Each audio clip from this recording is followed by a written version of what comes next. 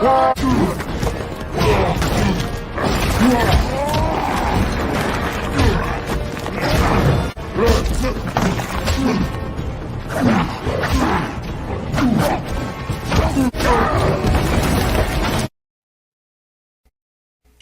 your mind.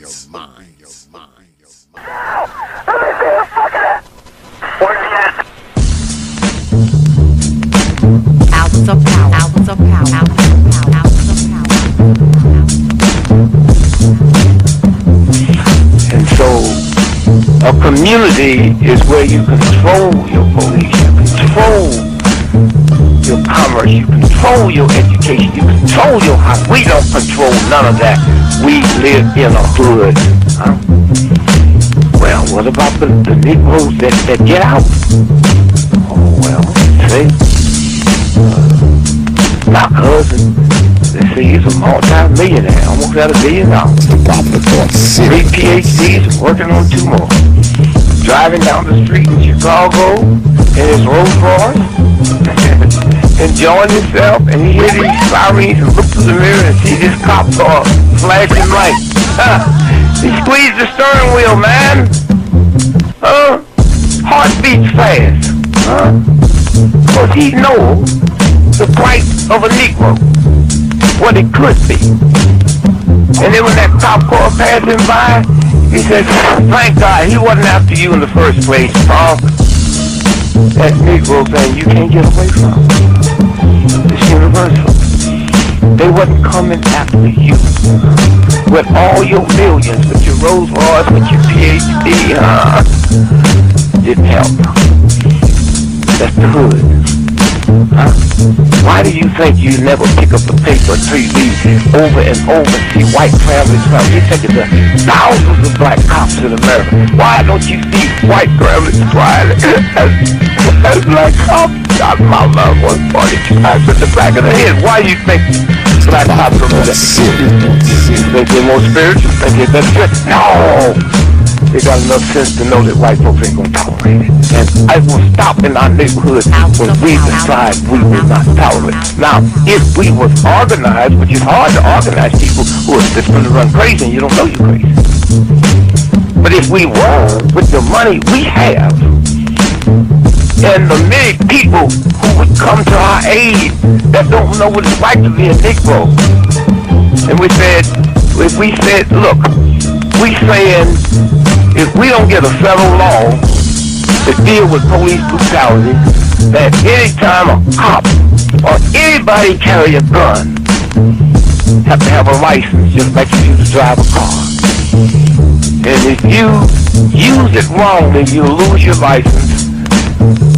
And if it's upheld, you can never work again as a cop or a store guard or a private detective. How do you get Congress to protect you? Well, you take your economic power and you call on your friends, black, white, young and old, and say, this coming Christmas, if we don't have a federal law to outlaw police brutality by law, if we call them for a nationwide boycott of Christmas and it'll start on Thanksgiving. Well, let me tell you what that means. 79% of all retail in America happens between Thanksgiving and Christmas. People stay in business all year, lose money just for Christmas, huh? Well, what happens now? Sac Fifth Avenue, Toys R Us, Sears and Roebuck, Weston House. They will get the bill, and all they got to do is make one phone call and say, Harry, that's the senator, I want that bill pushed through in 3 days. Okay, it's an economic thing. It's that simple. But we have the power, but the system has wiped us out so bad. Albums of power. Albums of power. Albums of power. Copy. Santana, Lincoln 6. Go ahead. Clear suspect down, 10-4. That's 10-4. The officer's code 4. We have one suspect that's been shot. Open your mind.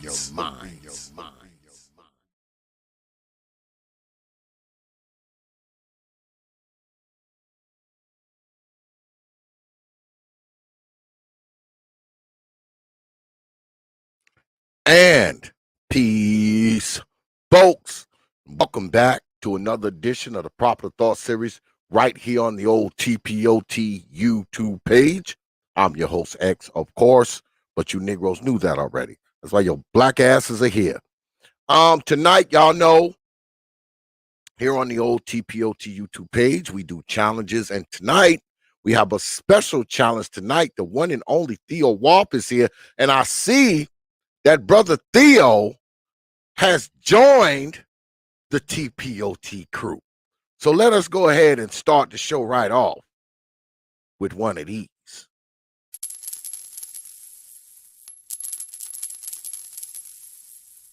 I appreciate you dropping your hard-earned coins on this platform. Appreciate that, brother Theo, jumping on and subscribing, becoming a member of the T.P.O.T crew. I appreciate that, brother. Yeah, if you want to join this damn channel, feel free to hit that little button right there somewhere. I think it is. Yeah, it's about right there. Go ahead and hit that join button. We got $3.99, $6.99, and $9.99. You know, it's not a lot of money. If you want to join, feel free. If you don't, feel free to not. But anyway, like I said tonight, brother Theo is in the house, and he's here waiting on all of you IT guys, you tech geniuses. Yeah, we're going to have a challenge tonight, so hold on to your bootstraps, Negroes.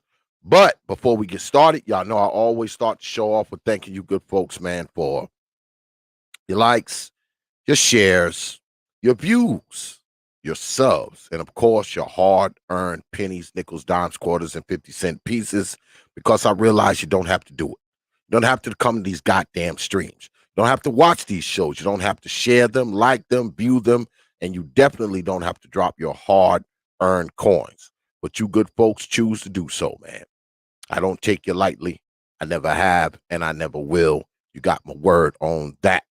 I'm humbled, I'm honored, I'm thankful, and I'm appreciative of the good folks who hang out there and the good folks who hang out up in here. I thank you. But we're going to get right into it. But before we bring brother Theo on, I have to keep my word to y'all, because Saturday my computer was acting really crazy, y'all. I actually had to have my guy look at it. He did something. You know, he's a computer guy. I'm not. He said he restored it and defragmented it and did all kinds of stuff he said he did to it. And it's actually working better than it was before. So shout out to my brother who looked out for my computer.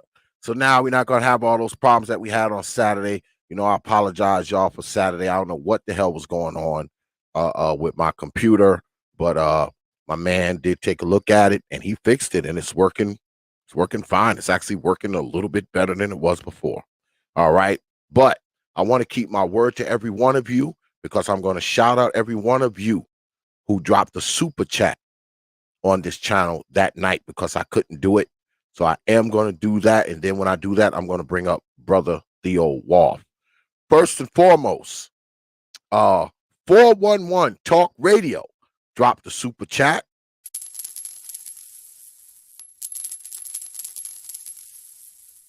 I appreciate you dropping your hard-earned coins on this platform.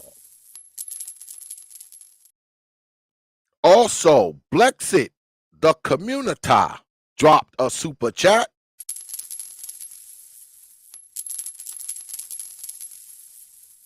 I appreciate you dropping your hard-earned coins on this platform.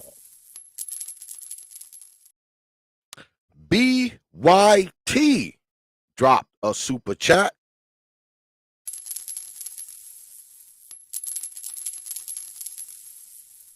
I appreciate you dropping your hard-earned coins on this platform.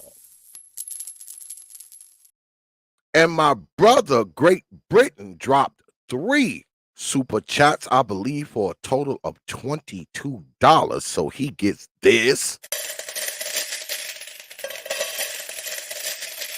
A big coin drop on this platform.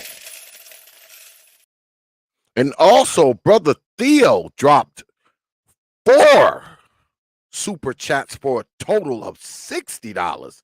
So he also gets this. A big coin drop on this platform. Also, Trailer Hood dropped a super chat.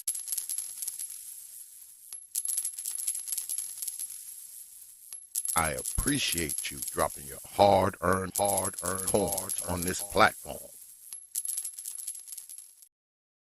And brother Clue dropped a super chat.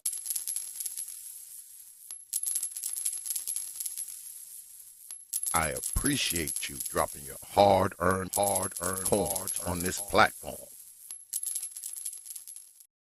And last but not least, brother Big J Triple X drops a super chat.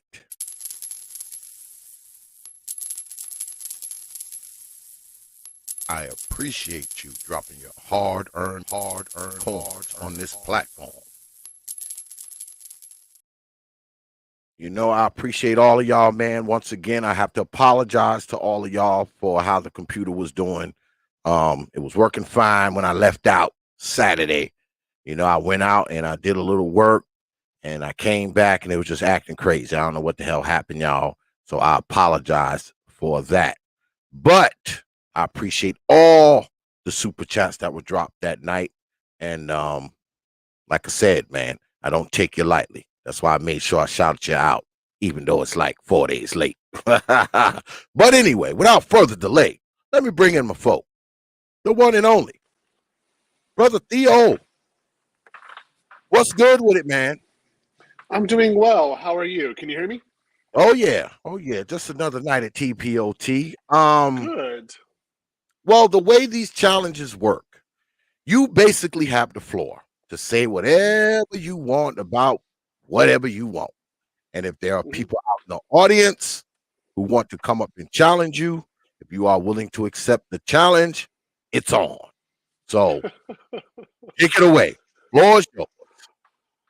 Okay, so I think some people here might have heard my comments about CompTIA when I was on Bernard's show. And my basic point on this is that CompTIA is useless and will prepare someone for a job that can be easily exported anywhere. And the reality of the situation is right now is that where you need to start in IT needs to be in the cloud. And that's the easiest way to get a stable job. And that means when I say start in IT, I mean you know nothing. You are a high school, maybe dropout, maybe you serve time, which I've had students do this, and you have a felony and you don't want to do this, your job that you have anymore. You're making under $30,000 a year and you're trying to figure out how to survive. You don't want to have that kind of life anymore. And the easiest way to change it if you want to go into IT is to go into basic cloud computing. The 3 main areas you can do this right now is in AWS, Azure, and GCP, in each one of their basic IT certifications. The one that I teach personally is for AWS Cloud Practitioner.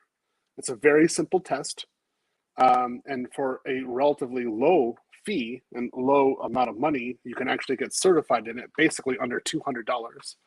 You can get certified in it, and then you can get a job which will last you, or a career which will last you at least 5 years without any threat of being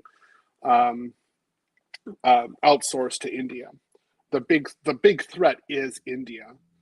And the wage that you will make is going to be huge. It's well over 60,000, and I have 2 links to show you that it's actually, me saying 60,000 is actually being conservative. The 2 people I helped actually get the cloud practitioner, one got 120,000 and the other guy got $100,000.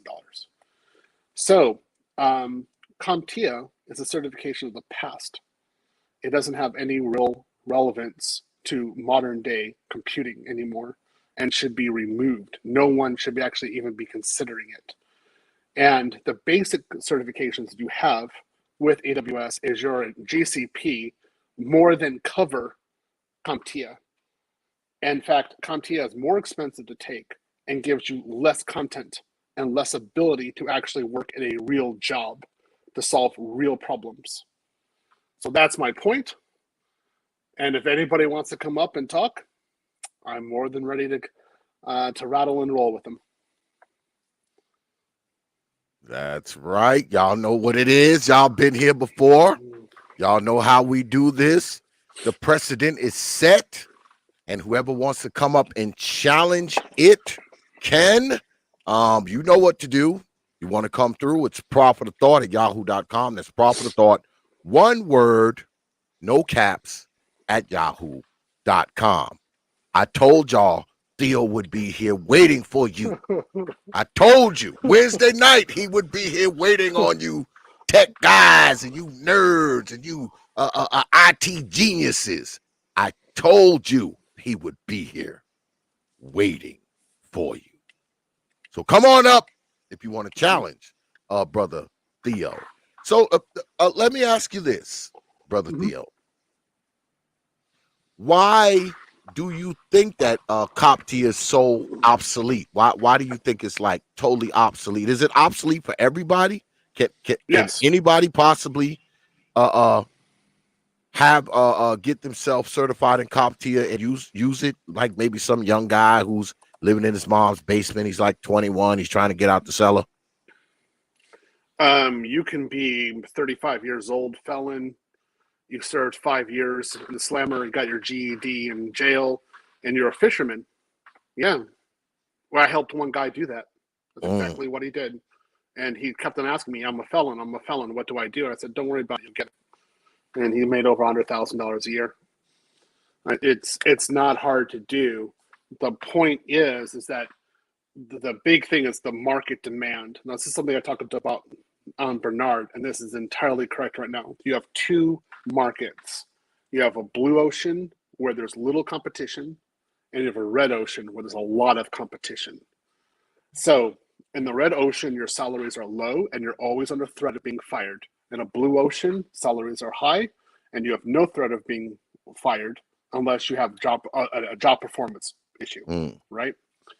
So right now with AWS cloud computing, I have never seen a blue ocean like this since like 1999 during the big MCSE craze with Microsoft.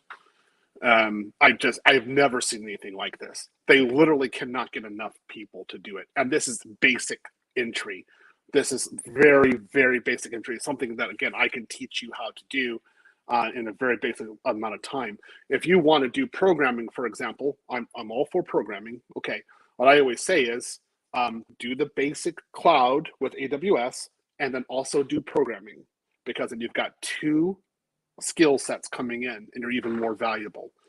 It's because they might hire you for one or the other. It's both. It's going to make you more attractive. I just want to say, if you just want to go in there and get your feet wet and actually start working and get a real job, this is the time to do it. Again, I've never seen anything like it. Recruiters keep on calling me up and say, do you have any friends who could do AWS, who actually know how to do it? Do you actually know how to do the work? And I say, no, I don't. I don't have enough people. I don't know enough people who are certified. And they're like, yeah, we can't find them either. And they just don't know what to do. And this is for jobs this is starting out like at least $90,000 a year. They're only checking about for the felony if you're working in a financial or maybe some others, but for the most part, they don't even care if you have a felony or not. You can walk right in. So this is the time to actually do it. With CompTIA, you're not even having this level. It's a relic of the past. It's for more of a data center situation, and data centers are being phased out right now. It's just a question of time before they're out. I don't even know why anyone would go into that. You can get someone to do the support for that data center, either in Colorado or some other place, or India or China. They do not need to be doing it locally, really. The only thing you maybe have to do locally is for hardware support, but that's a totally different area for doing working in IT. Wow. Well, you have a couple of challengers.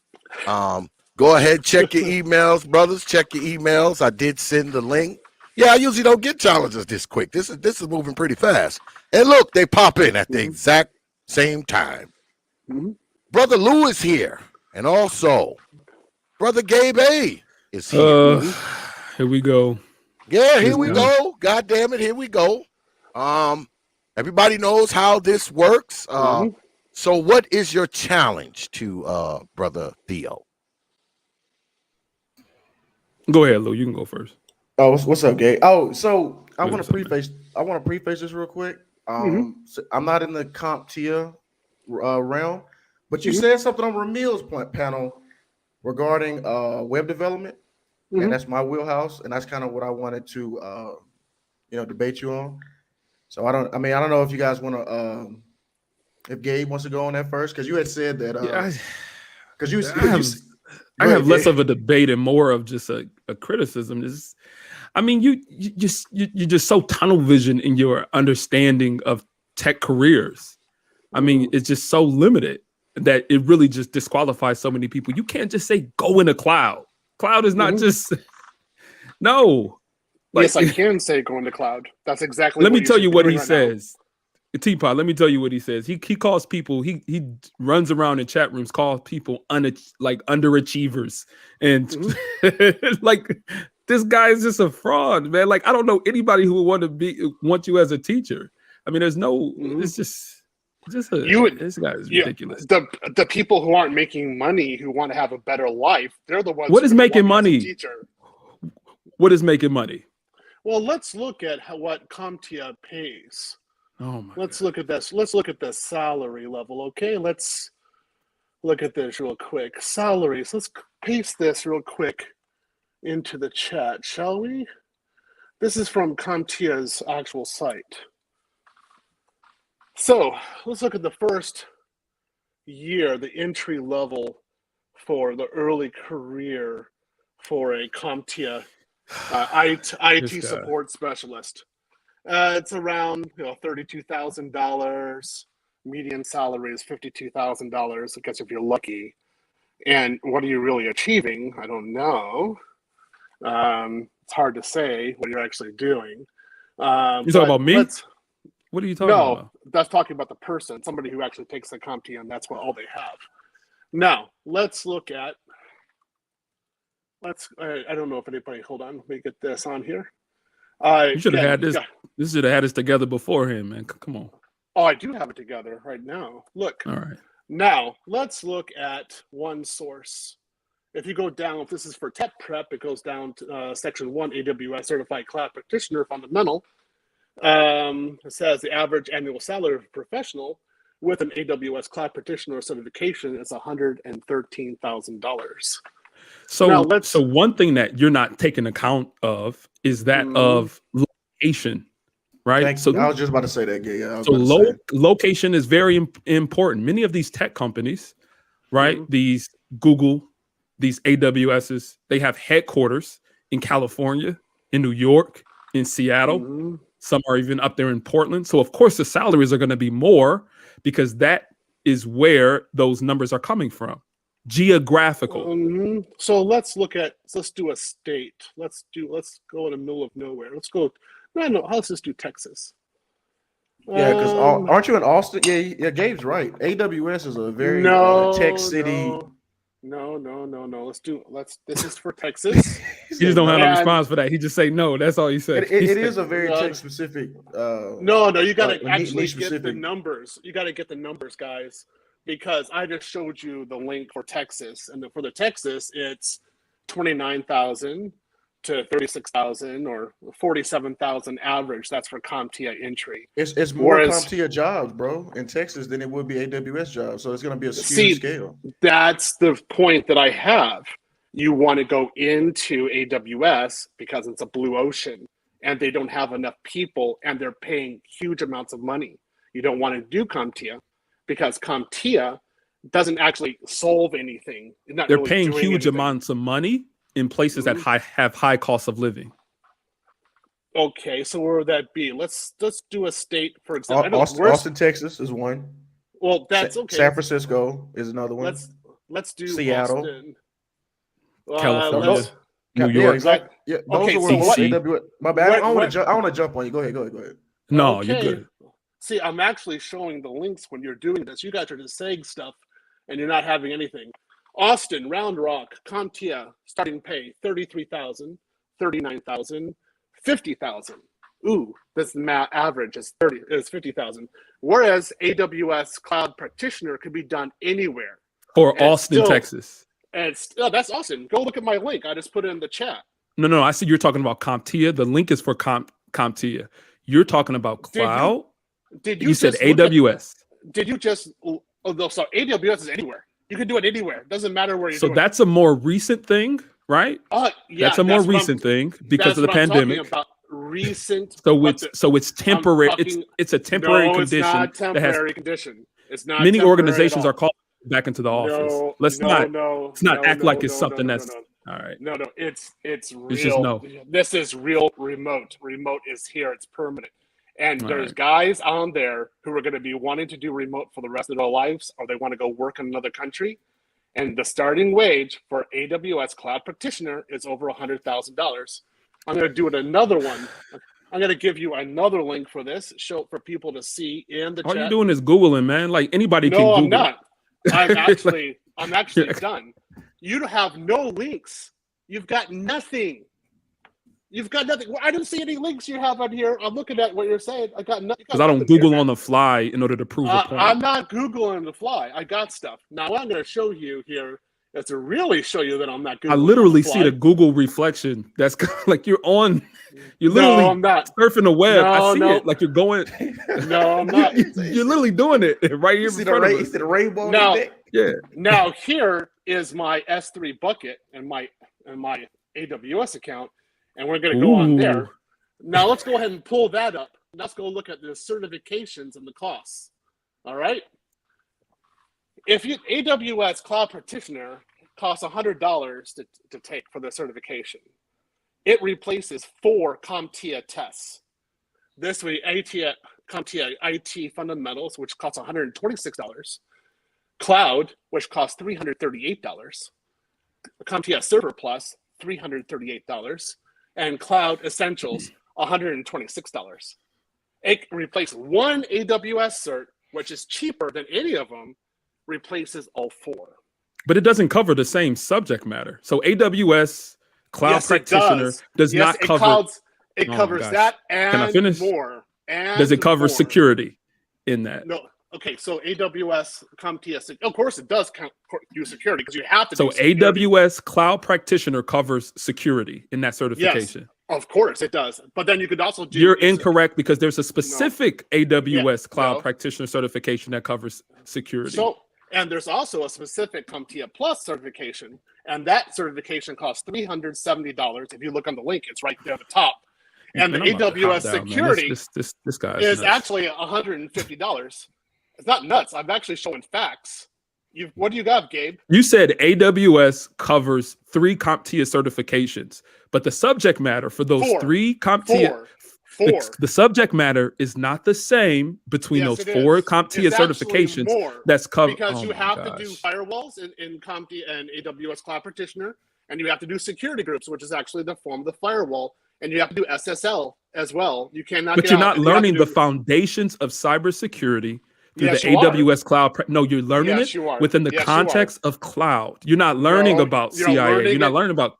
No, you're learning all of that's necessary to do with AWS Cloud, and I'm showing just cloud. This is what you need to do. Now, if you do your stuff with CompTIA, you're learning some things, but for which cloud? Can you actually configure? There are many vendor agnostic certifications that have a lot of value. Just because it's AWS does not mean that teaches you general ideas, but no place to execute. That's my problem. Because that's when you get a foot in the door, then you execute on the job, sir. The foot you can get a job with a security plus certification. Oh my god! Is the actual certification? Let Gabe go, man. Who is talking?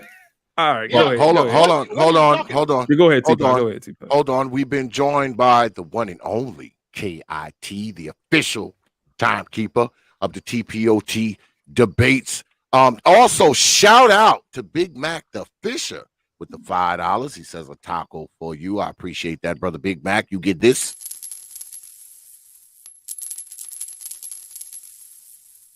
I appreciate you dropping your hard-earned coins on this platform.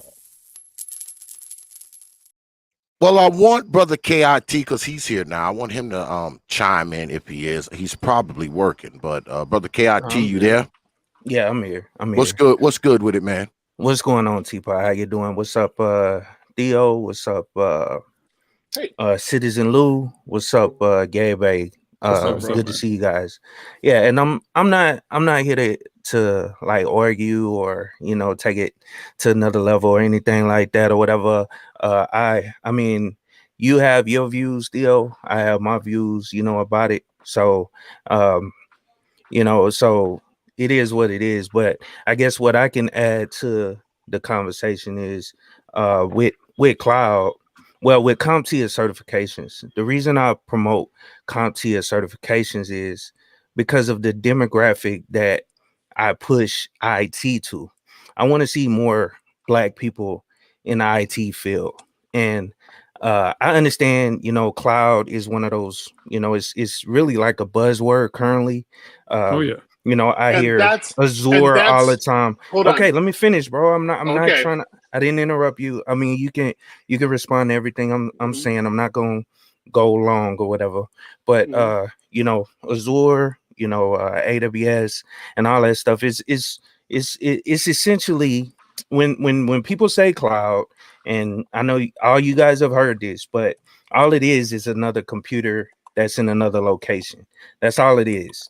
At the end of the day. And when you said something about server farms going away, they're not going to go away because that's how Microsoft, that's how Amazon, runs their cloud. You have to have what they call geolocation or geo-replication of all these different servers so someone can access it from the US the same as they can access, the same data or whatever in China or wherever they're connecting to AWS. So it has to have a global network that's connecting all these data centers. So the data centers are not going to go away. They're not going to be outsourced to India or anything like that. It's all gonna pretty much stay the way it is, in my opinion, based on what I've seen and based on documentation I've read and all that stuff. I've actually helped people set up their whole network in the cloud. And essentially, if I didn't have what I learned from CompTIA certifications that I do have, because I have a CompTIA Network Plus, which focused on understanding networking, which is always going to be there, no matter if it's in the cloud or if it's on-prem. You're going to need that information. So it don't matter. I mean, and I understand what you're saying about vendor specific certifications. I get that. I mean, but at the same time, you need to understand the foundation, and then also to bring it back. I'm typically, me personally, I'm trying to push this to Black people that don't have a good understanding of how IT works and that hasn't had the opportunities as other groups of people that went to better schools or better, information that they've gotten growing up. So in order to tailor it to those guys, I mean, you have to understand the basics, and that's with any group. Most groups, you need to understand the basics, and CompTIA provides that. And I'm not no CompTIA fan, or I'm not sponsored by CompTIA in Hold any on one way. second, keep it techie. Theo, stop typing in the chat some mess that you could say on the panel when after he's done talking. Why don't you be a man and talk to him face? No. Look at what he said in the chat. He's like, you say something and he says some little mess in the chat. Say it to him rather than typing in the chat and being silent and smirking and smiling. He right here. Say it to him rather than saying it in the chat. He told me to be quiet, so I was being quiet. Be quiet, and you don't have to type either. I can. You don't have to be too. Twitter fingers on the panel when he's right here. Is what I'm saying. Gabe, you be quiet. Now I will address what you just said right there. Why are no? He didn't finish. He didn't finish though. What? He didn't finish though. Oh, so I'm gonna keep on typing then. Keep on talking. All right, go ahead. Keep it. All I'm saying is, at the end of the day, you get push whatever you want to push, but at the end of the day, this is what's more important: the stats. And if we look at the STEM stats, which let me post that link since you like posting links. So I'll post the link from. Let me find it right fast because I got it bookmarked somewhere. But it basically shows the disparaging numbers of Black people in the STEM field. And that's all of the STEM field: science, technology, engineering, and math. And we're dead last in every one of the areas. So we can sit here and argue about who's right about what certification people need to get. But at the end of the day, we're dead last, period. So, I mean, we should be working together instead of bickering about. Never mind. Let me let y'all go, bro. Go ahead. I'm done. Go ahead. Okay, now I have a rebuttal on this one. I don't think you would be telling Indians, whites, and Asians who have no education and who actually were in jail that they should start with CompTIA. Yeah, that's what I told them. They should start. I told them no. I did not say that they should do CompTIA. I said they should do AWS practitioner, and that's exactly what I say to Black people who also have the same situation. They don't have a university degree and they're felons. I start with people who are under $30,000 a year. This is where you want to start out, not CompTIA. You want to go direct into AWS because that is where the big market is right now, and there's a huge demand. There's not a huge demand for CompTIA. Let me go ahead and get. As far as I'm concerned, this is a part of the victim mentality, saying, "Hey, look, Black person, do the low-level cert that's easily transferable to another country." When you talk about server farms, that's all EC2s. That's all virtualization. Like, that's all VMs and Azure. That's all migrating over to the cloud, man. That's all of it. I'm 100%. I'm seeing this day in and day out. I just posted a link from Gartner saying the data centers are pretty much dead. That's the way it is. You have to look at it the way it is. You talked about your Network Plus. Congratulations. I have a CCNA. I have a CCNP. Guess what? They're worthless. It doesn't matter anymore. You had this cert apocalypse in February 2020, and Cisco came out and said that their certs before 2020 are basically useless, and so did Microsoft. They're saying, look, you have to have a cert in the cloud, and if you don't, it doesn't really matter anymore. So, I mean, sure, you can do your again, OSPF, EIGRP, things like this. I love those routing protocols. That's not what companies are really looking at to do right now. They're actually doing, cloud, multi-cloud routing. They're doing clouding between different VPCs or different transit gateways in different areas. They're doing connectors between the VPCs or cloud environments to SaaS services or just various services on the cloud. That's the big market right now. That's where it's moving, and they don't have enough people there. And they'll take people without any background as long as they can pass these basic certifications. Again, $30,000 a year, 40 years old, never worked IT, just did a PlayStation your entire life. You're a felon, no college degree. Take AWS practitioner, get all the information that you need to do it: routing, server, encryption, security, everything that you need. Go straight into cloud. Go over $100,000. I provided the links for this. Anyone can do it. It doesn't matter if you're Black, white, green, Martian, from Jupiter. I don't care. The demand right now is here. I don't want to hear any victim mentality of like, oh, I just want to get Black people in. Anyone can do this, man. Anyone. How is that victim Well, mentality? that's the thing. I'm not saying victim as in like some victim mentality crap that y'all talk about on these panels with politics and all this other crap. I'm not looking at no victim mentality. I'm looking at the stats, period. The stats at the end of the day are broken up. I mean, how is it victim when a totally independent company is doing research and throwing these numbers out there? It's not victim mentality by using them and showing them to people that may have not seen them. I'm not no victim mentality. I don't know why you hung up on that word, dude. I'm just trying to help Black people get into it because I'm on a Black channel. That's why I'm bringing it up. As well as if you look at my channel is for anybody. My channel, is about 75 to 80% whites or Asian or Indian or whatever. I'm not sitting here trying to directly push this towards black people. I'm just over here to give the information to black people because I see that it's a need. That's all I was trying to do. It's not victim. So you can miss me with that, you know. So it's admirable that you're doing this. Okay, I'll give you the point for that. At least you're trying to So help pretentious, people. yo. Like, So I'll definitely say it's that's definitely good. However, I would patronizing, but do not let's change what you're teaching and have them go direct into the cloud, because that's where they can make the real money and that's where the real demand is. That's where recruiters are looking for people. And if you really want them to be able to get success and be able to really promote themselves as a basis, have them do cloud practitioner, have them do the basic, I forgot what the Azure test was and the GCP tests are, but have them start out in the basic areas there. And then also, I mean, not just basic, then of course they can branch out after that. I mean, of course that's what they're going to do. Then you have to specialize. But this is where the market is right now.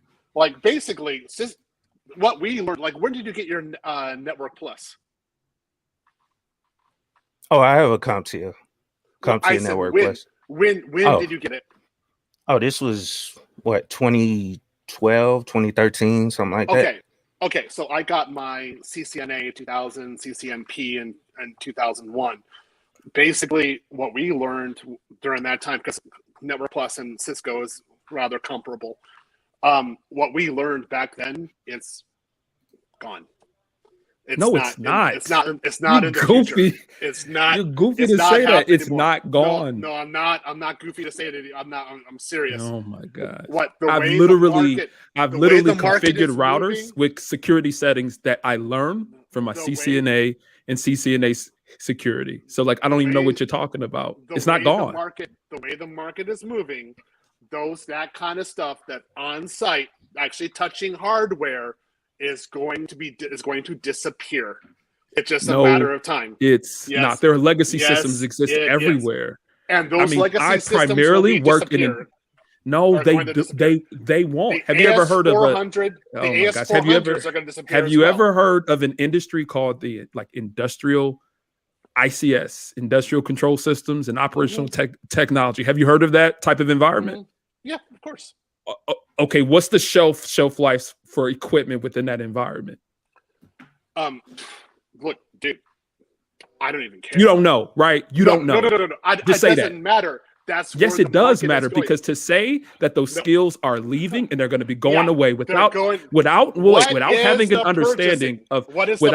understanding of those environments and not having understanding of those other industries, you are having a limited view of where tech skills can be applied.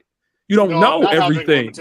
But I think that's the issue that we're running in with you. This is what we want to do as cloud. No, if you want to deal with reality, you act like you know everything when you don't. You are not the tech guru. You're not him. You're not that guy. You think you're successful? You're not. You're not that guy. You're a low level. Who am I? You're a low level loser. You see, there you go. I'm a low level loser. I'm a manager for one. All right, hold on, hold on, because I don't want everybody to jump on Brother Theo, because it's. But do you see why though? Like, yeah. But hold on a second. I don't want it. Right. I don't want it to be a 3-on-1. So this is what he just called him a loser. I was like, yeah. I get all of that. Debate. He would get ate up. So why did he call him a loser? How about we do this? Hold on a second. Bring 10. Bring 10. I'll have 10 losers to go against. So losers. How about we do this? How about we do this? 1 and 0. It's binaries. 1, 0, 0, 0, 0. Hold on. How about we do this? We the losers. How about we do this? We'll do some short little debates. Short 5-minute opening statements, two rounds of 2-minute rebuttals. Then we'll have maybe 10 minutes, 5 minutes of rapid fire, then closing statements. The debates will be real short. It'll be 1-on-1. I think that's better than everybody piling on. I think that's better. So y'all tell me what y'all want to do. I don't know, T.P.O.T. I think I'm gonna drop down. I'm gonna let the other fellows kind of get into it, because I don't think that we're really seeing eye to eye here, and in debating with him, I don't know where they will go. Like, it's not going to really go anywhere advantageous for either one of us. So yeah, he's just gonna call you a loser. He get losing. absolutely. And then he's gonna put like 8 articles in the chat. I mean, we debate. Yeah, and like type and stuff and So write binary I numbers. had to have something like, to say. I'm good. Well, you'll have no evidence. You'll just be sitting there talking from your feelings, right? So kind of centric. Well, how about okay, I got numbers. I mean, we can. Well, how about I do this? Being that brother Theo did allude to this. How about everybody stay up here who wants to, do this, and I'll let Theo be on his side, you guys be on your side, and we'll do the same thing, and we'll make it really short. If that's all right with Brother Theo. Yeah, sure. I'll do that. Yeah.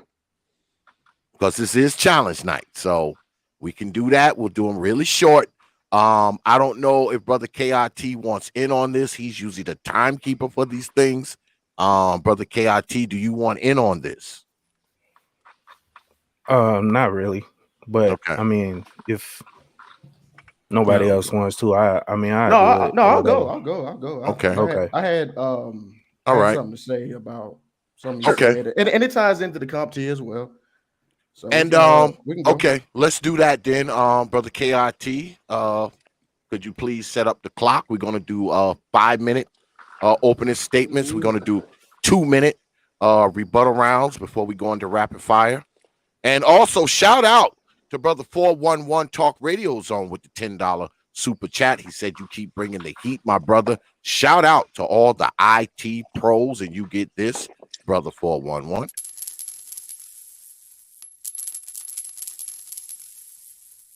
I appreciate you dropping your hard-earned coins on this platform.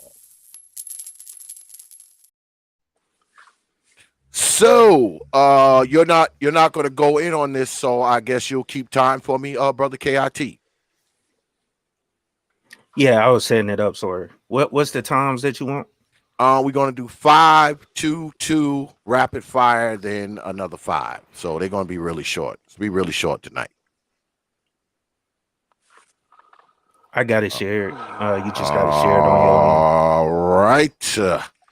We are ready. Who's facing off with Brother Theo first? Or is it everybody? No, it's me. I go. I do this one-on-one. Okay. Brother Lou, you are the anti, so you will be going first. 5 minutes on the clock. Brother Lou, you are up. Opening statements. Pull the trigger. All righty. Okay, so first and foremost, let's talk about some statistics, right?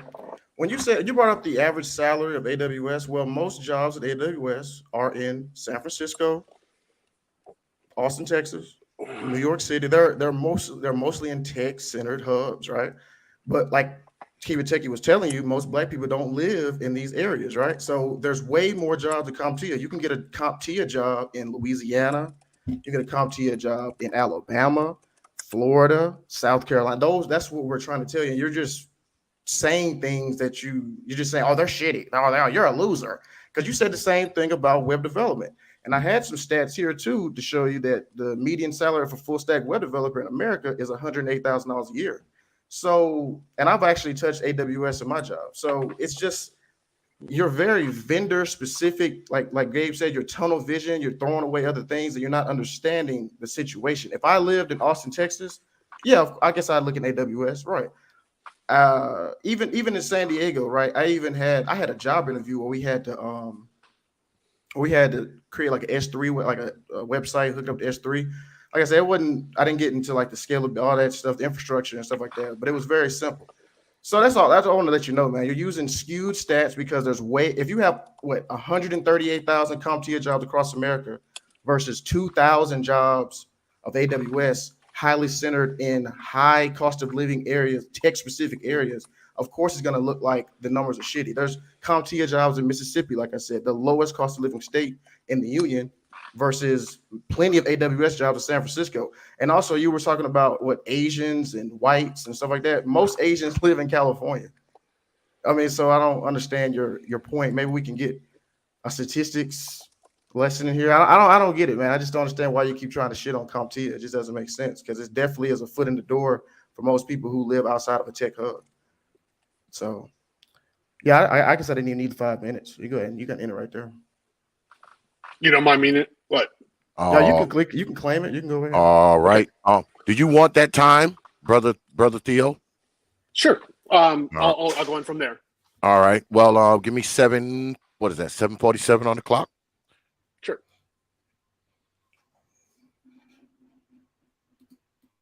Brother Theo, you're up, sir. Pull the trigger. Open the statements. I don't do any of my AWS work in Austin. I just live here. I don't work for any company located in Texas.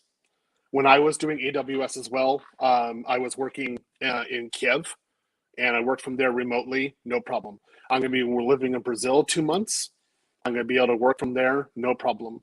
They do, again, I do not work for any AWS or cloud company in Texas. It has no relevance. All of my companies I work for are on the East Coast. I live in Central, the way it is. I also work for one company that's in Pacific, so I sometimes have to work in California time, but mostly I work in Eastern Standard Time. The 138,000 jobs you're talking about with CompTIA, those are not going to last that long because everything is moving to the cloud. If you look at the link that I posted again and again into the chat, it is clearly showing that the jobs are in the traditional data center are moving out. They're just, it's not going to happen. The next 5 years, they are gone. I cannot believe the rate of movement into the cloud. I think 2 years ago, I would probably pretty much would have agreed with you. I thought that the data centers were going to pretty much stay. And I think anything was going to be as big as it is. Right now, it is absolutely huge. The reason why I'm focusing on AWS Cloud Practitioner is that it's an easy way to get in. There's also other tests you can take. You can take the Azure basic test and the GCP basic test. I'm not teaching those. But I am teaching AWS Cloud Practitioner. It's actually something that I'm doing as part of the Manosphere. I'm teaching this for free to other people, and that I've actually helped other people get into IT who didn't have college education, who had a felony, who made under $30,000 a year, who were somewhat, you can say, uneducated as you will. It didn't matter. They passed the test and they went over to they got over $100,000 a year. I helped them to do this. And they basically, these guys didn't know how to use a mouse. And I showed them how to actually do this and go the process. And what they did is they took the courses on Udemy. Udemy courses are $10 each, nothing more than that. They had enough money to take the test. They took it as well. I showed them a book on Amazon that they can get that now costs for $60. This is the book that you take right here. It's only $60 right now. It was $40 last year. I guess the demand for the book is increasing. And then I gave them a few pointers on it and how to do it. But those guys, they worked themselves and they got it themselves and they went out and did it. And this is a reflection of the modern market in IT. And again, 2 years ago, I never would have said this stuff. I probably would have been saying pretty much something in line with what you guys are saying. Not now. The market has changed too much and it's not going to go back. Additionally, these cloud jobs can be done anywhere. So I don't have to be here in Austin. And I'm not going to stay here in Austin forever. Don't think I am.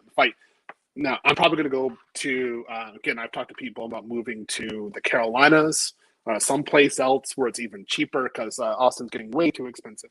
And I prefer to live someplace else and get like a 5,000 square foot house. Austin's getting a little crowded. I can't have that right here. I've got a gym. I'm going to move someplace else because it's even cheaper. But my jobs would move right with me. I don't have to go into the office at all. I work right here. I work in my shorts. I sometimes I wear a shirt like this. I do not have to go in there. At the beginning job, you don't have to go into the office either. You can actually do everything remote.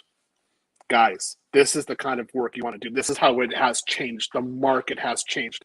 Now, if you're talking about, you're doing full stack, which is respectable work, very good. That's good. That's something that you're doing. I'm not going to diss that. I'm going to people who don't know anything. And when I go to there, they don't even know what a full stack is. And I think, what's a stack? Is it the laundromat? Is it like clothes? Right? Okay, I'm going to take someone who doesn't know anything. I'm going to show them what AWS is. I'm going to show them how to actually work, and I can give them the materials and talk about it with them and actually promote them. And it doesn't matter what race they are. The reason why I'm talking about this is that we say, okay, we're talking about black part of the manosphere. promoting blacks in the STEM. Hey, I'm all into promoting blacks in the STEM. Let's get them into a certification area where they can blossom and get their foot in the door. And the foot in the door right now is AWS Cloud Practitioner, the basic Azure test, the basic GCP test. Those are the big three. Those are definite in the door. It's basic information. It's basic skills. It covers the full gambit, and it's what the companies want. They're begging for this kind of work. So you go in there. That's what I would say. Like, yeah, if you want to do web development, great, all for it. I would say get a basic cloud job, go in, and then while you're doing that, go into web development. If that's what you want to do. Good. I have no problem with that. That's great, but it's not cloud development. Full stack is a little bit more competitive to get into with someone. You need a little bit more education for someone who knows nothing. Again, if you don't know how to use a mouse, okay, how you're going to go with that to full stack? It's a little bit of a challenge to actually go into full stack. I know, because I do that kind of work as well. I do security audits on it. So, all right, maybe it's possible, but I know in 15 weeks easily I can get somebody in to actually do basic AWS Cloud Practitioner, and other people are able to do it as well. And that's why I'm emphasizing it. Yeah, it's the very basic thing. This is where you guys need to be moving. And if you're gonna work with somebody who doesn't know anything, this is where you need to go. Not CompTIA. CompTIA is dead. So is CCNA. So is CCNP, basically, for the most part. The entry level, the way we did it before, back in the day, has got to change. This is evolution. Go basic cloud, and then after that, you can go to specialization. All for it. I'm done. All right. I guess you can stop the clock right there, brother KIT. We're going to do 2-minute rebuttals. So, but before we do that, shout out to my brother, Kenny Conjo. My man is in the house, and he says, T.P.O.T, IT bros salute. I don't do all the debating, but if I decide to join one of these days in this topic of cyber security, I suggest they prepare well. Good night, gents. Early morning for me. Appreciate that, brother Kenny Conjo. That's my man right there with the $10 super chat. You get this.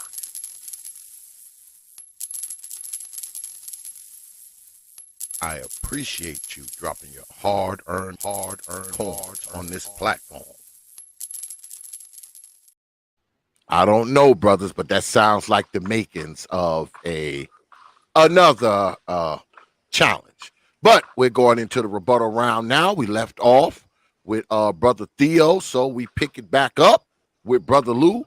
2 minutes on the clock. Brother Lou, pull the trigger. You up, sir? All righty. Yeah. Okay. So you were saying that data centers are leaving America. I mean, that's a bit of speculation. I mean, I could see that, but it is a bit of speculation. And you were saying that here's my thing, right? You were saying that you can work remote, right, Theo? Let me go. You're saying yes. So why not worry about AWS getting outsourced? I don't understand. Like you were saying, CompTIA is getting outsourced, but why not? Why is AWS not getting outsourced? If it can be done remote, all right? Hold on. Pause.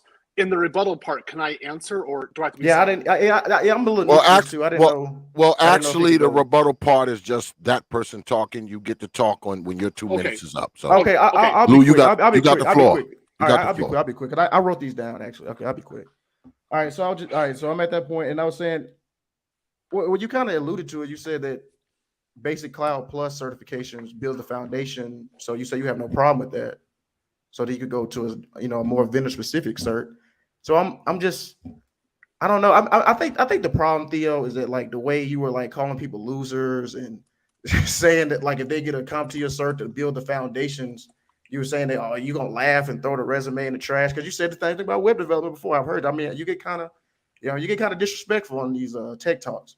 So that's all I'm saying. It seems as though you just have a very elitist mentality on your vendor specific cert when there's literally thousands of ways to get into tech, whether it's certs, boot camps, I got like apprenticeships. I mean, there's plenty of ways to do it, bro. I just don't. I don't see what's the problem in getting a cert. Because what cloud a cloud cert? What? How long does it take? Like, because I am neutral. I'm not in the CompTIA realm. But how long does it take? Like what? A month and a half, 2 months? I mean, it's not like it's a time drain, to get any of these CompTIA certs. I don't think it's like a 6 month, 8 month type of thing just to build the foundation. Yeah, I'm good. I'm done. 10 seconds. I'm good. Go ahead, Theo. All right. Let us get 2 minutes on the clock. But before we start, shout out to Lady Snuggles with the $5 super chat. She says, I appreciate you all having a debate about a better way to make money, because either way, the people listening can get paid on either end. Good job. I appreciate that $5 super chat. Lady Snuggles, you get this.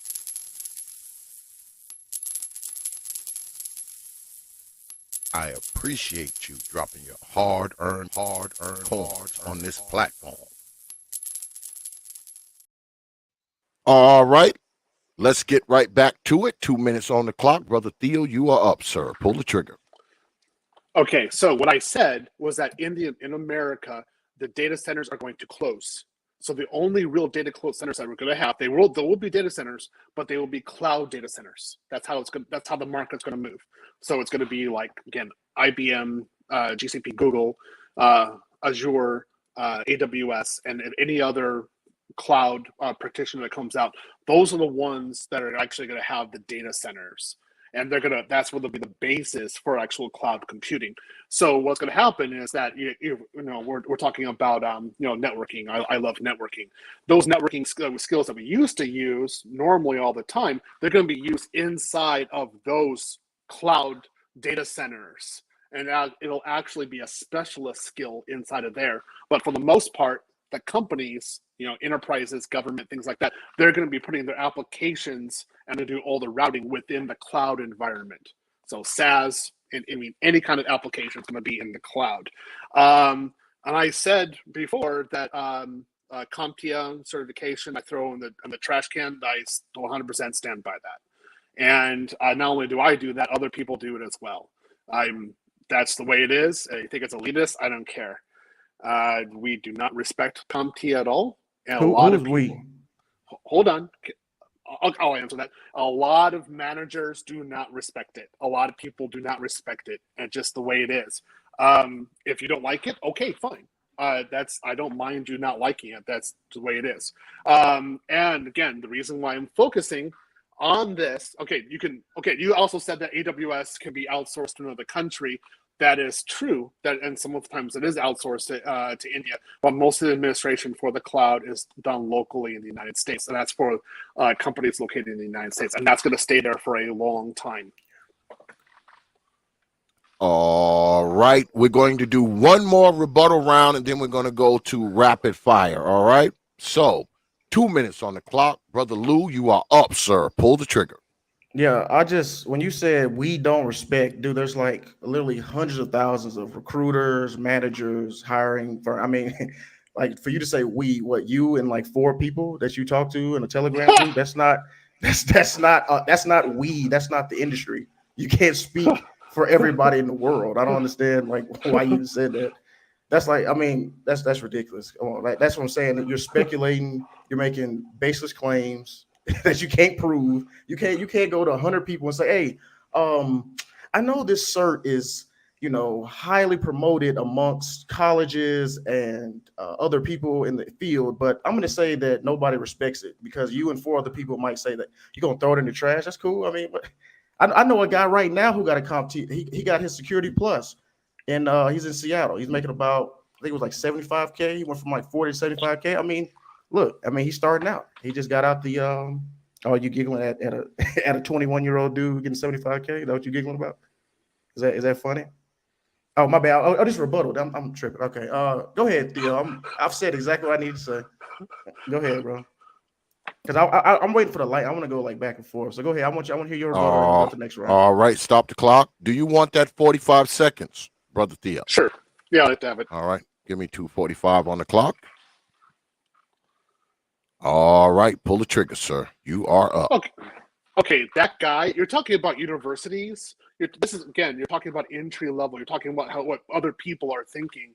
I'm actually in the industry. I've actually been doing this over 20 years. I'm not in some stupid Telegram group. I guess I am in a few. I don't talk that. I talk in actual Fortune 500 companies, and I'm in more than one. All right, and I've been doing this in the United States and in Japan for a long time. I know a lot of HR departments. I know a lot of recruiters. I'm talking with people who actually hire, and I'm one of the people who actually hires also. I'm not just an engineer or architect.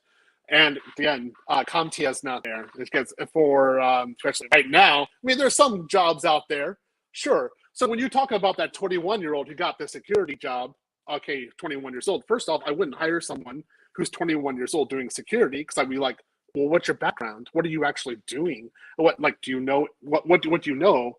Like, you're just too young. Why are you doing that? And I would say if you're doing 75,000 at 21 years old, good. That person could have done AWS practitioner, or could have done a basic Azure or GCP job and gone over $100,000. So that's a minus of $25,000 that person actually is missing out on because the person's aiming low. And that's my point. Stop aiming low.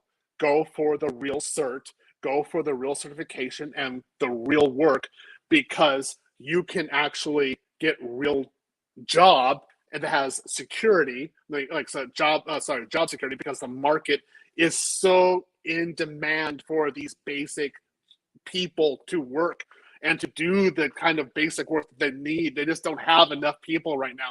Why someone would do a CompTIA right now when AWS, Azure, GCP are the hot certs, I have no idea. And again, I post the links on there that have the basic, again, the show the basic jobs for AWS and the cert and the income on there. Again, I don't want to have 75,000 if I get 100,000. I don't want to miss out on that. I want to go for the real one, right? So let's go for it. And this is my point: is stop aiming low. Again, stop advocating for people going for a low level. I mean, no, go for it right now. Really, go for the gold. That's it. There's this wonderful opportunity. Why would you go for a low level? I mean, I guess if you want to go into the office or something like that. I mean, I don't know. It seems totally illogical to me, especially when other people are out there and who can actually teach you, and there's plenty of resources for you to get the real job in cloud as an entry level job. That's just an entry level job only.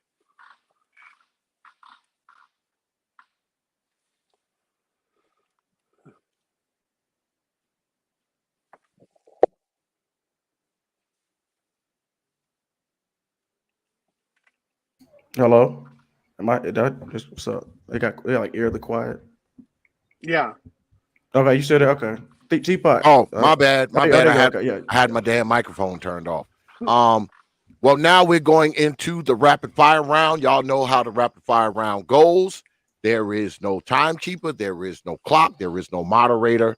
We're doing it short tonight, so I'm going to have my timekeeper put 10 minutes up. So we'll have 10 minutes of rapid fire, mano-y-mano. We left off with Brother Theo, and we pick it up with Brother Lou. Pull the trigger. This is rapid fire. Yeah, I mean, Theo, it's just, look, you're making this an if-else statement, right? You're saying you have to get this and not that, but you can literally get both. Like, why? Yeah, right. I'm not going against both. And you also said before, how long would it take? Take my course. I can get you there in 15 weeks, 16 weeks. You know, it takes me a little bit of time to actually do it. But I'm not saying just do one. Do both. That's fine. Just do both? Okay. Well, check this out. Like I said, I mean, I know, like, well, you got AWS, you got Azure, you got GCP, you know, Azure. I mean, excuse me, AWS is definitely the leading cloud provider, but at the same time too. So, okay, let me just I want to make sure we're on the same page. And I'm out here just to argue, because I see people in the chat who trying to get in tech, who want to find the right path. But I'm gonna ask you this though, right? So, I'm concerned about that also. I'm watching this, yeah. Yeah, so that's what I'm saying. So, how would it negatively impact somebody to get a cloud cert and then go to AWS? Because you got to get experience, you got to get your foot in the door. Because hell, even I got a little touch of AWS in my job. So even I can go get the AWS developer cert. Go ahead. The foot in the door is that cloud practitioner. It's not CompTIA. So if they see the way Okay. the U.S. in particular is set up, it's a very siloed environment. So what they're going to want is, what goal did you try to solve? Mhm. And were you able to solve it? And if you say, well, I did AWS in order to solve this problem, they're like, oh, great. And they're like all happy with this. I personally disagree with this, but I had to learn the hard way. It's, well, again, part of the reason why I was, homeless back in the day. Because I refuse to agree with the U.S. method of doing things, but I learned. So what you want to do is say, hey, company, there's an AWS cloud problem. I can solve it. I've got the cert for it. You have Azure problem. I can solve it. I've got the cert for it. And then these people in HR will say, oh, okay. Oh, you could do it. All right. And then they're for it. Now, if you have a CompTIA cloud, right? But I come in and I say, I can solve the same problem in AWS, right? And I can probably also do it in Azure. I would argue that the AWS certified person can beat the CompTIA person, just because they can say, I can really do it, and I can actually show you how to do it on a screen share in a Zoom call. And I've actually had to do that sometimes, where they actually say, show me AWS how you actually do it, and I get my count up and I start doing But it. all right, but see, but this is my anecdotal experience, right? So when I got out the Navy, right? I had two friends who had all the CompTIA certs that they got through the military, through the training, through the A schools, and they got out making 85, 95K, 100K. Old girl, she got 85 in Virginia, but he got 100K in San Diego. And these are pretty high cost of living areas. But that's what I'm saying. I'm telling you, bro. I saw them succeed. They had the experience. They had the certs. I mean, they can always get them later, but I don't see how. I mean, they didn't lose. They're winning right now. They got the cert. So let's talk about what's up. Okay, so let's talk about that. So this is another part that I kind of go crazy over. So I remember when I was dealing with people who were unemployed, and I was also unemployed at one point for a while, actually more than once, because the recession got me really hard. And they were always promoting CompTIA, right? But when I was talking to the recruiters, they were always promoting vendor specific, right? Okay. So they were always telling me, you need to have this vendor specific cert. We want this solution. And there was a disconnect. And this is the classic disconnect you have between government institutions and the economy and reality. And I guess my point is, this one is, again, if you're in the military to CompTIA, I can't hit on you because you're in the military, right? And so if you're done, right, they got it right. They got paid for it right. So I can't rat on that. Fine, you're in the military. They had you do a job. They told you to do it. You did it. Thank you for the service. That is in a different area. What I'm saying is, in the market, when you're actually working in the market, after government, you need to get rid of CompTIA and go into straight vendor certifications. And then you need to do cross-vendor certifications. And then you need to do specializations within there. And if you do that, you are at God level. You are absolute God level, and you're going to make a huge amount of money, like unlimited amount of money. It's unbelievable. And CompTIA does not support that.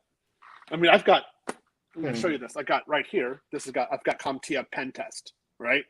I admit I've got a CompTIA book here. Yeah, and it's teaching you the foundations, right, of penetration testing, right? It's teaching you how to. I don't even know about pen testing. I'm just Yeah, but I've got a CEH, which is certified ethical hacker, right? Yeah, right? Yeah, okay, yeah. And I look at that and I'm like, you could just do the CEH. It is so much better. But wait, I thought the CEH you had to have like 2 years of experience before you took that cert, right? Isn't that it? That's not true. How do they verify it?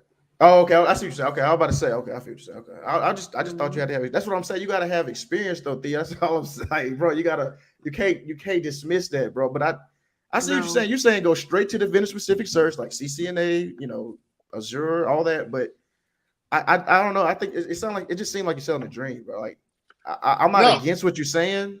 Definitely, AWS is hot. I know you're right. It's hot. It's hot as hell. You're right. But so I had to learn this last year when I was looking at the market, what happened, because of February 2020 is when the cert apocalypse happened. And that's when Cisco came out and said, everything that is non-cloud related, past and before 2020 is useless. And they had the new cert environment, and I had to respond to it. And Microsoft pretty much said the same thing. I have over 20 certs, and I had to sit back and say, no, they are now worthless. And it was a stunner for me. I was like, okay, well, I have to change right now. So I had $120,000 in a rainy day fund. I cashed up, and I read ahead and re-educated myself, retrained myself into the new market and the new reality. Never looked back. And I had to pretty much start from the beginning. That's it. I mean, sure, I knew some stuff, but it was kind of irrelevant to where the market was going, and I had to deal with the market. So that was the basic AWS that they couldn't have enough of them. And again, cloud this, cloud that. That was a huge one, and they couldn't get enough people working in it. So it doesn't. I'm not saying it removes everything, but that's the way the market is right now. And we have to deal, and that's how it's going to be moving. The data centers will be closing, or they'll be bought by the cloud vendors, and they'll be converted into another region. That's what's really going to happen.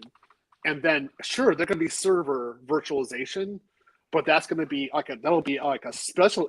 Instead of that being the normal skill that everybody did like 10 years ago, that's going to turn into a specialization within like the cloud providers about how to make like hardware, like how the actual hardware is actually used for the cloud and support the cloud, because there's actual software that's put onto the hardware in order to support the cloud, and you're going to have to know how to do that, and that's actually be hands-on. But in terms of, like, I mean, you work in IT, you remember, like, the data center, the Ethernet connection dies at like 2 o'clock in the morning. You've had that kind of situation? Not necessarily, but I mean, I can understand what you're saying. Yeah, I've had that situation where we have to drive into the data center and we actually have to change it. That is going away, and I cannot. I mean, I'm like, dude, totally want this to happen. And again, I want to look at what people are saying in the chat. You can get a basic cloud certification, like cloud practitioner. I'm showing this as an example. Have no college education, no experience. You don't know how to use a mouse. You can be a felon, and you can go in there and train yourself and pass the certs and go and get a job. And this is what the new reality of the market is. And again, 2 years ago, I did not think I thought the cloud was advanced. This was something like exotic. Now, nope, it's where you start. Okay. No, I mean, look, I hear exactly what you're saying. You want to get people in there. You want to like do a streamlined process to get to the money, which is, hey, I commend you on that. That's what's up. But like I said, I just don't see how it would hurt. But like, I mean, you acquiesce to that too, so you understand. Like, you can get the cloud plus cert. That's really what I want to talk about, man. Because I'm glad we had this discussion, because I just don't see it hurting people. But because, like, what if you don't want to do AWS? What you want to do Azure, or you want to do, because you'll be vendor locked, right? No. You need to get the Azure basic, or you get the GCP basic, or get all three, because it's only like $300 or $400 to get all three of them. So why not get all three?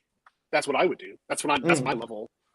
So you should get all three. Okay. Hey, but okay. I see what you're saying, but okay. But like I said, that's why I do programming. I ain't got to worry about a cert. All right. That's going to end our rapid fire round. Now we go into closing statements. Can I get 5 minutes on the clock? Timekeeper. We started off with Brother Lou. So in closing statements, we'll be starting off with Brother Theo Wall. So 5 minutes on the clock. Brother Theo, you are up. Pull the trigger, sir. Closing statements. Good. So I think we're coming to a understanding of minds now about where we're actually going through. Again, my point is, you do not want to do CompTIA at all. You want to go straight into the vendor, and you want to do the basic one. This is where the market is right now, and this is how you can get a huge amount of money. Get your foot in the door, basic foot in the door, where you don't know anything. Now, if you're a programmer, got nothing about programmers. Programmers are great. They do great work. If you don't know, if you're taking, let's say you're doing Java or C#, for example, or Go.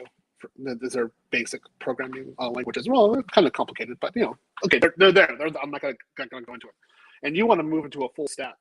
I say go for it. But my point is this: you want to get your foot in the door and actually get a paycheck first. and you actually want to be paying bills, do these basic cloud certs, get your foot in the door. And then while you're there, then get some more training and go into programming and then blossom in programming and then move.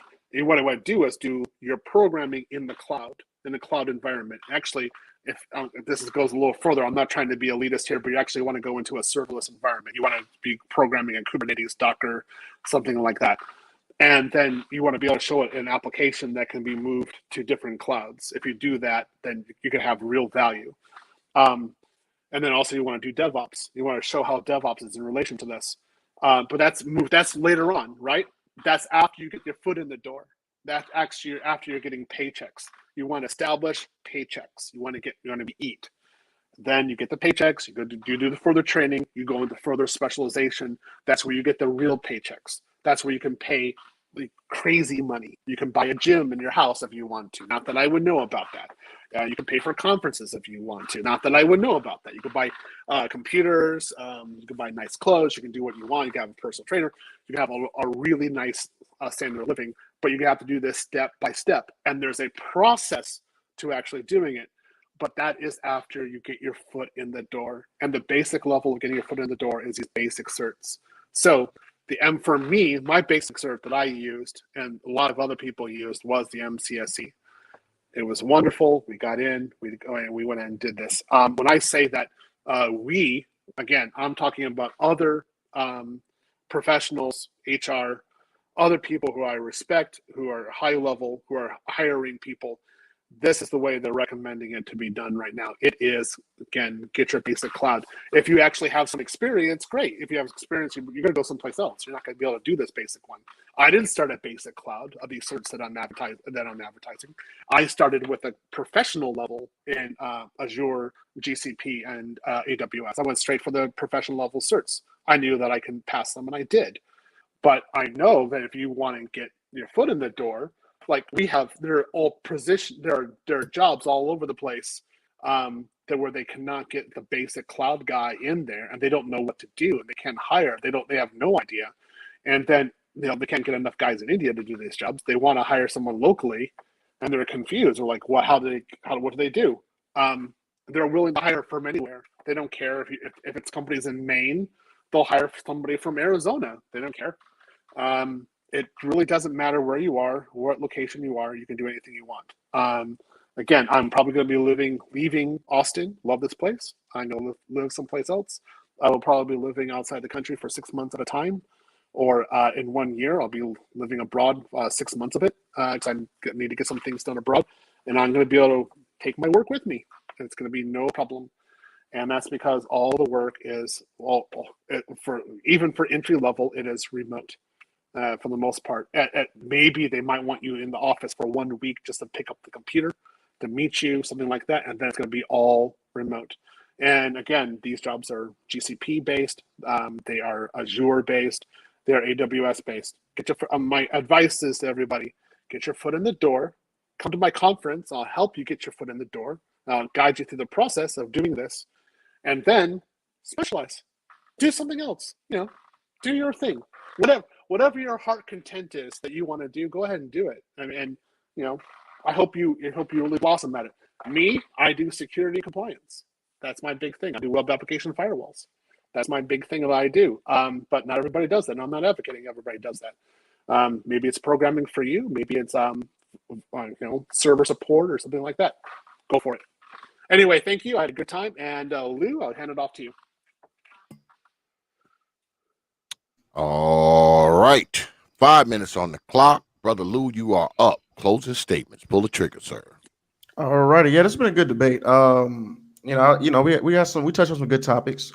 This is why I really wanted to come up, because when I first came in the game, people were saying, like, I don't want to get too much specific. They were saying, like, oh, you should just learn Node, just strict JavaScript, right? You shouldn't even learn C# and stuff like that. And the first, job I got was doing C# for the back end, Angular for the front end. And, in the tech community, there's a lot of like shit talking about other languages or other certs and other things. And I think it does more harm, because I could have got a job way sooner if I didn't listen to other people on the internet who were telling me, don't worry about C#, just do strictly Node and stuff like that, or I could have done PHP. They say PHP isn't a real, it's dying and stuff like that. And PHP literally runs the internet, right? So, and I work remote too. I'm also, you guys know I'm in Colombia right now. I've been here for about 6 months, and I'm gonna go back to San Diego next year, and I'm probably gonna come back to Medellin after those 6 months. But I think that most people got a good perspective on what you were saying, especially what I was saying. I think everybody learned something here. I just wanted to say that AWS is definitely hot. I mean, nobody's gonna say it's not. Nobody's gonna say that. But I think the point of contention we all had was that you were saying like, because I've heard people say that, right? They say CompTIA is like the janitor of the IT. I've heard people say, I heard people say that, right? So I don't think that's fair. I don't think that's cool. You know what I mean? Because it does build foundational knowledge and skills for people to get their foot in the door. Because like I told you, the guy I was telling you about, he's in Olympia, Washington, right? Yeah, that's where he's at. So and he works for a bank. So I don't think they're using AWS. They're using whatever how archaic tech that they use in banks and stuff like that. So that's what I'm saying. Like, because from my perspective, it seems as though we all know the top companies were using AWS, like Netflix, Facebook. We all know they're using AWS, right? But I was saying that, like, for the guy who's in San Antonio, Texas, I don't think they're using AWS. That was my point. But your point was that it's remote, and I understand that. So, and I do want to push people to remote work. We got to get remote. We got to get Wi-Fi money. I mean, I'm never gonna, talk. Anybody we got to get that Wi-Fi money. That's where it's at. Because if you live in Mississippi, where most black people live in the South, and you making New York salaries, I mean, you get it. I mean, that's what I'm.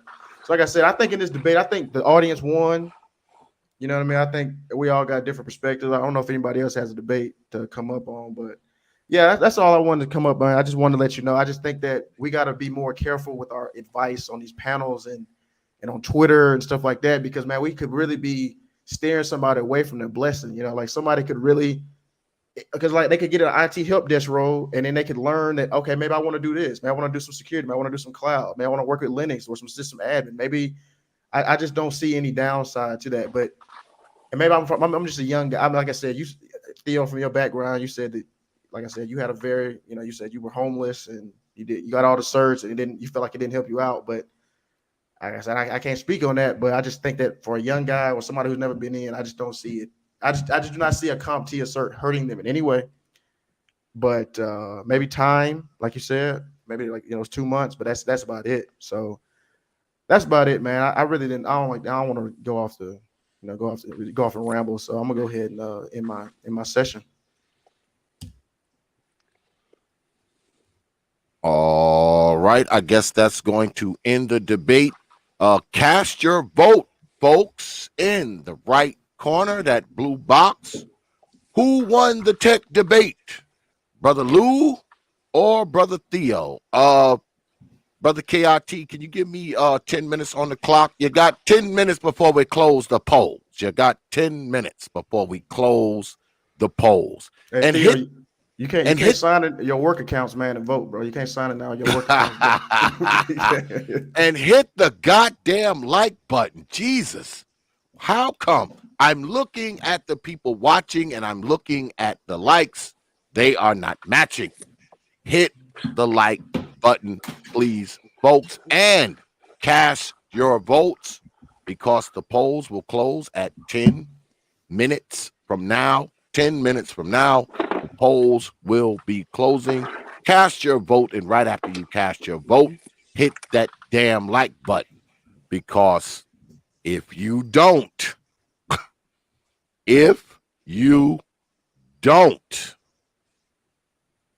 I will haunt your old black ass mama in her dreams.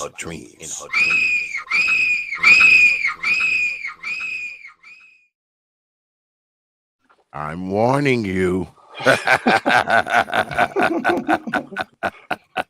Don't make me be flying over mama bed tonight. You know I'll do it. Cast your vote and hit that like button, folks.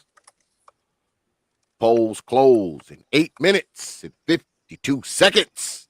Negroes. this was good though. This was a very, very good debate.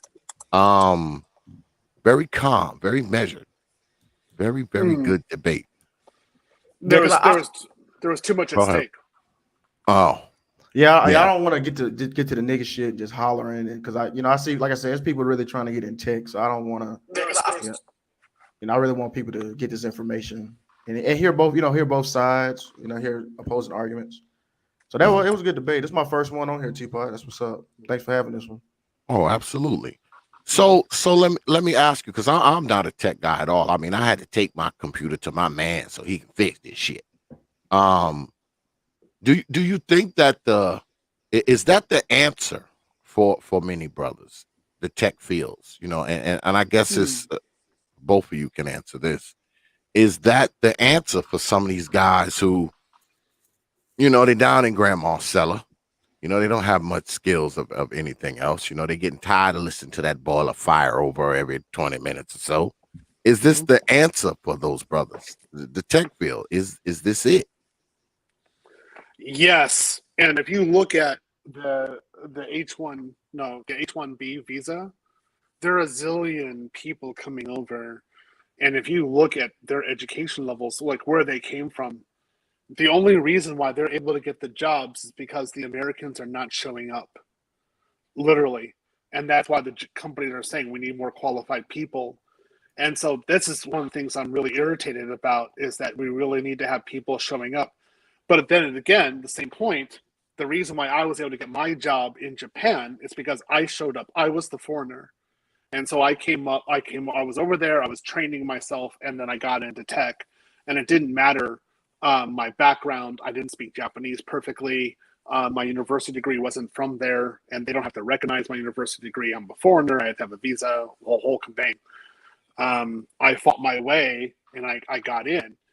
And a lot of these Indians are doing the exact same thing. So I say hats off to them. I don't have anything bad to say about them. But I turn to the Americans and I say, don't you understand that the companies want you first? They're looking for you first. You just have to show up. And you get all these people talking all these different things. And I'm just like, let's just get a clear, easy path. This is the path that you go. It's easy. You get in, you can pay your bills afterwards. You don't have to have all these books. The process of actually being functional is basic. And then after that, you can start doing something else. But I know, there are plenty of people who would like to have an $85,000 to $90,000 job with only like 3 months of study at the most, and they don't want to have any debt. Well, the opportunity is right there, right now. I mean, there's a lot of companies wanting to hire in the cloud. This wasn't there 5 years ago. This was not existing, right? This is something that's happening like from last year. It's going to happen for the next 5 years now, until 2025 at least. Yeah, and my take is that you see most black people who go to college, my problem with the college system, I think we should do it a little bit backwards, right? I think the first 2 years should work more on the in-demand skills, and in the last 2 years, you can put the history and the English and being an effective communicator and stuff like that. And after those 2 years, you probably get like an internship at like a tech company. But the problem is, man, you see a lot of black people, the number one degree that black people get are like, psychology degree, anthropology, sociology, African American studies. Like that's not. I mean, if you're gonna get $100,000 debt, I mean that's not gonna service it at all. So that's the issue. Like black people definitely need to be more in STEM, because you look at the Asian community. I mean, I hate to do this, but it's true. I mean, they're overwhelmingly in tech. I mean, to be such a small population, Silicon Valley is 77% Asian now. They've ran white people out. You know what I mean? They've kicked them out. So and right now the number, like I saw software development, the number of black people is only 2.5%. I mean, if we can get that to like 7, 10 by 2030, I think we'll see some change. But I mean, baby steps, right? Yeah, it is baby steps, and it is showing them that they can do it. So my point is, if they can get onto a screen like this, again, a cloud, if they can get on a screen, they can make something, they can say to somebody they did something, I can show them how to communicate it. And if they can just do basic things and they get a paycheck, they'll be more inclined to actually go into programming. To do the one I'm into is Python. So that's actually not a programming language compared to what you're doing. It's scripted. I mean, it's scripting. I mean, it's okay. I mean, it's not. You can't go wrong with it though. It has a lot of use cases. But my point is, like, again, like how the people said to you, like, just do this, don't do the other languages. I disagree with that. I say do them all, because the guy from India is doing them all. And so, and that's what I was saying, Theo, about the search. That's kind of, I was using the same. You know, like, no, it's not. This is. You say it's not the same. Okay, different. okay. No, it's a little different. Well, I would say, like, do C#, do Java, do Node, do Go, do Ruby. It's actually a scripting language as well. And know it, because you don't know exactly how that market is going to move. But in the languages, again, other people were talking about machine learning and other parts. Hey, look, I say also do machine learning. I think that's a great area to go into. But usually, what it requires is your basic a degree, a master's normally to get like those. No. You can do machine learning now with just with the cloud certifications. Each one of them has a machine learning cert.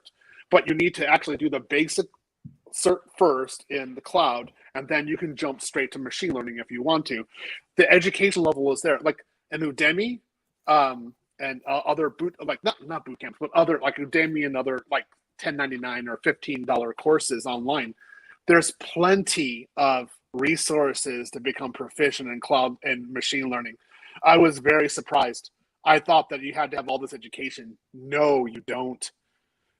It's come really down to earth right now. So you can get your foot in the door and then specialize and go really far with them.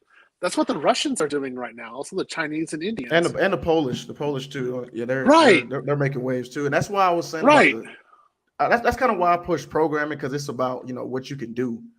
It's about, they give you a whiteboard, or you got to show a project, or you show like you show your GitHub page. That's kind of why I like to. It's kind of like you're trying out for a basketball team. I'm just using that as a reference.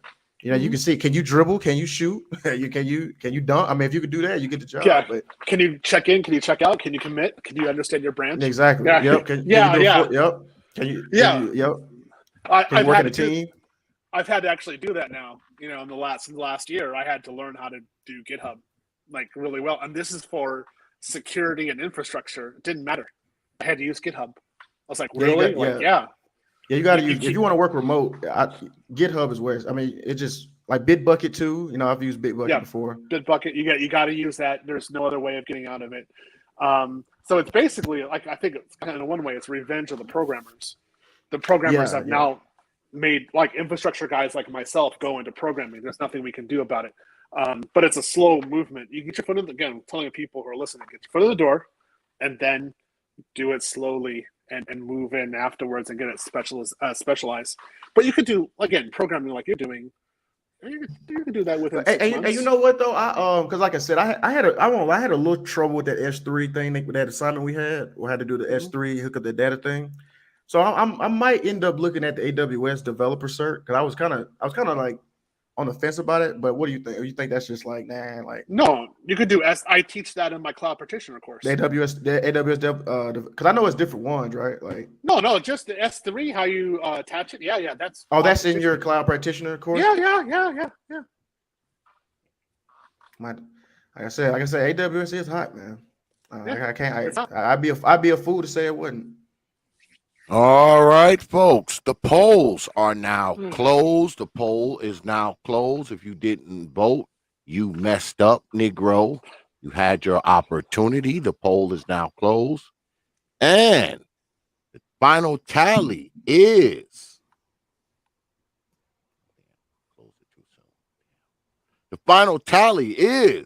Brother Lou, 56%. Brother Theo, 43%. So Brother Lou wins the debate, 56% to 43%. Good shit, brothers. Good shit, brothers. And y'all should have voted, and you should have hit the damn like button too. Damn it. Well, let me ask y'all something though. That was a good debate. Good debate. Oh, absolutely. Good stuff. Bro. Good stuff tonight. You said something earlier, Brother Theo. you talked about people with felonies, just got out of jail and stuff like that. Is that a reality for a brother who may not, he may not be too computer savvy, and I he did some I time for keep on I selling crack. I I keep on saying this again and again and again. Yes, this is what the first guys I got into AWS cloud work were felons. They actually contacted me on Reddit because I was talking about my salary and what I did with cloud computing during the beginning of the recession with COVID.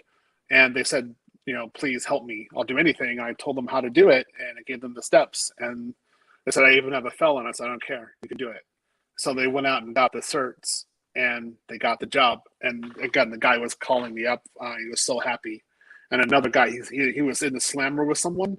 So then he called up, he told his friend, he says, follow this process.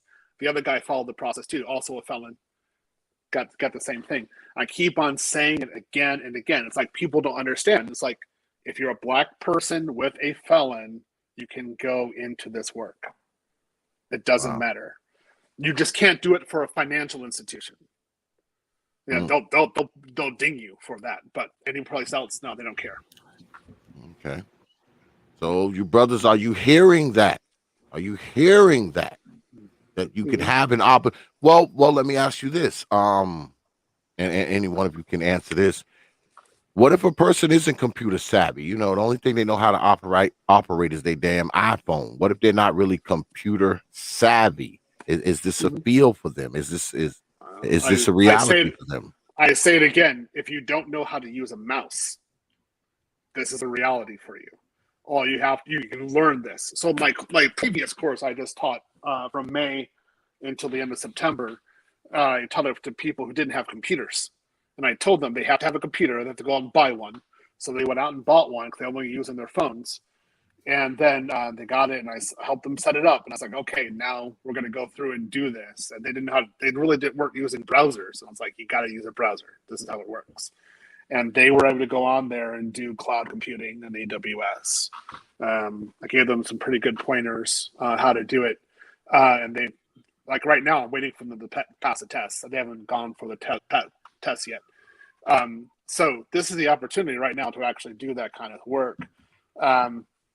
It doesn't matter where you are; it's where you're going to go, where your goal is. For myself, just so you know, I didn't think any black person could work in IT. That was my view in 97, 98 when I was in Japan. And my friend, again, my story is that my friend pulled me over in Japan. He knew me from university, talked to me, told me that I was a total idiot and that I needed to do the certification process and I needed to take Microsoft and Cisco, but start with Microsoft. He gave me the opportunity. He actually showed me the information. I was like, oh my God, I didn't even have a computer then at that time. Went home, looked it up, used somebody else's computer, looked it up, got my game plan. In 1 year, I was working in a bank. That was it. Hey, you know what? Yep. Oh, go ahead. Go ahead. I was just saying, I had a correlating story because when I was in school, right, I remember I went into networking and it was like all the black people were in networking. And no black people in programming, like on the software development route. And I had switched over and I was telling people, I don't really like networking. I'm just not really a fan of it. It's just not my thing, right? And they were like, man, that shit for white boys. I can't do that shit. Hey, this is 2020, this is 2018, right?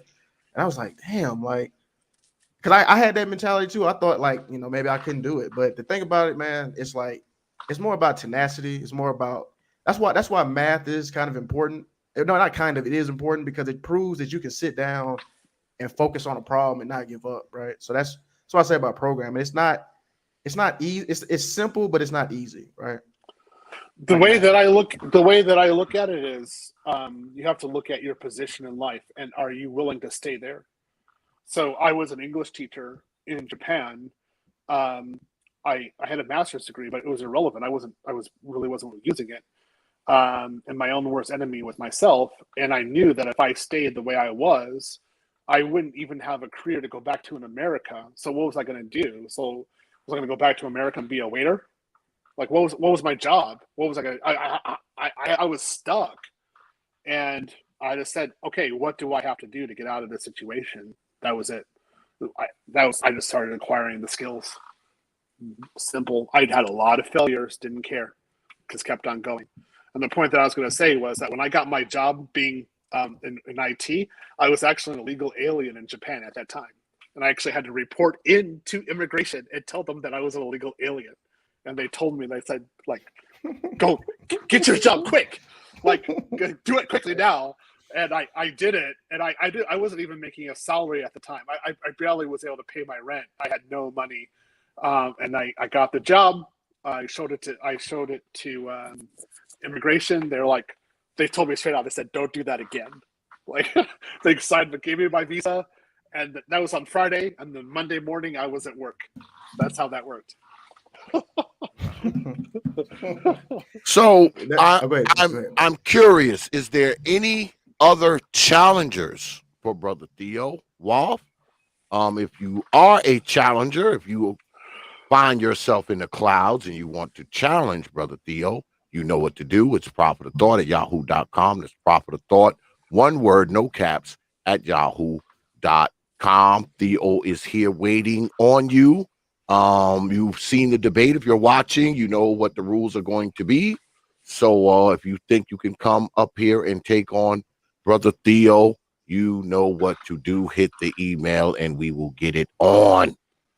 Yeah, I'm gonna go ahead and drop. I'm going to drop down. Thanks, thanks, brothers, for having this tech talk. I love them. Absolutely, man. All right, y'all have a good one, man. Peace, Brother Lou. Yeah, I have to agree with what Little Big Nate said, is that most black people's worst enemy are themselves, and that was exactly correct for myself. My worst enemy is me. Oh yeah.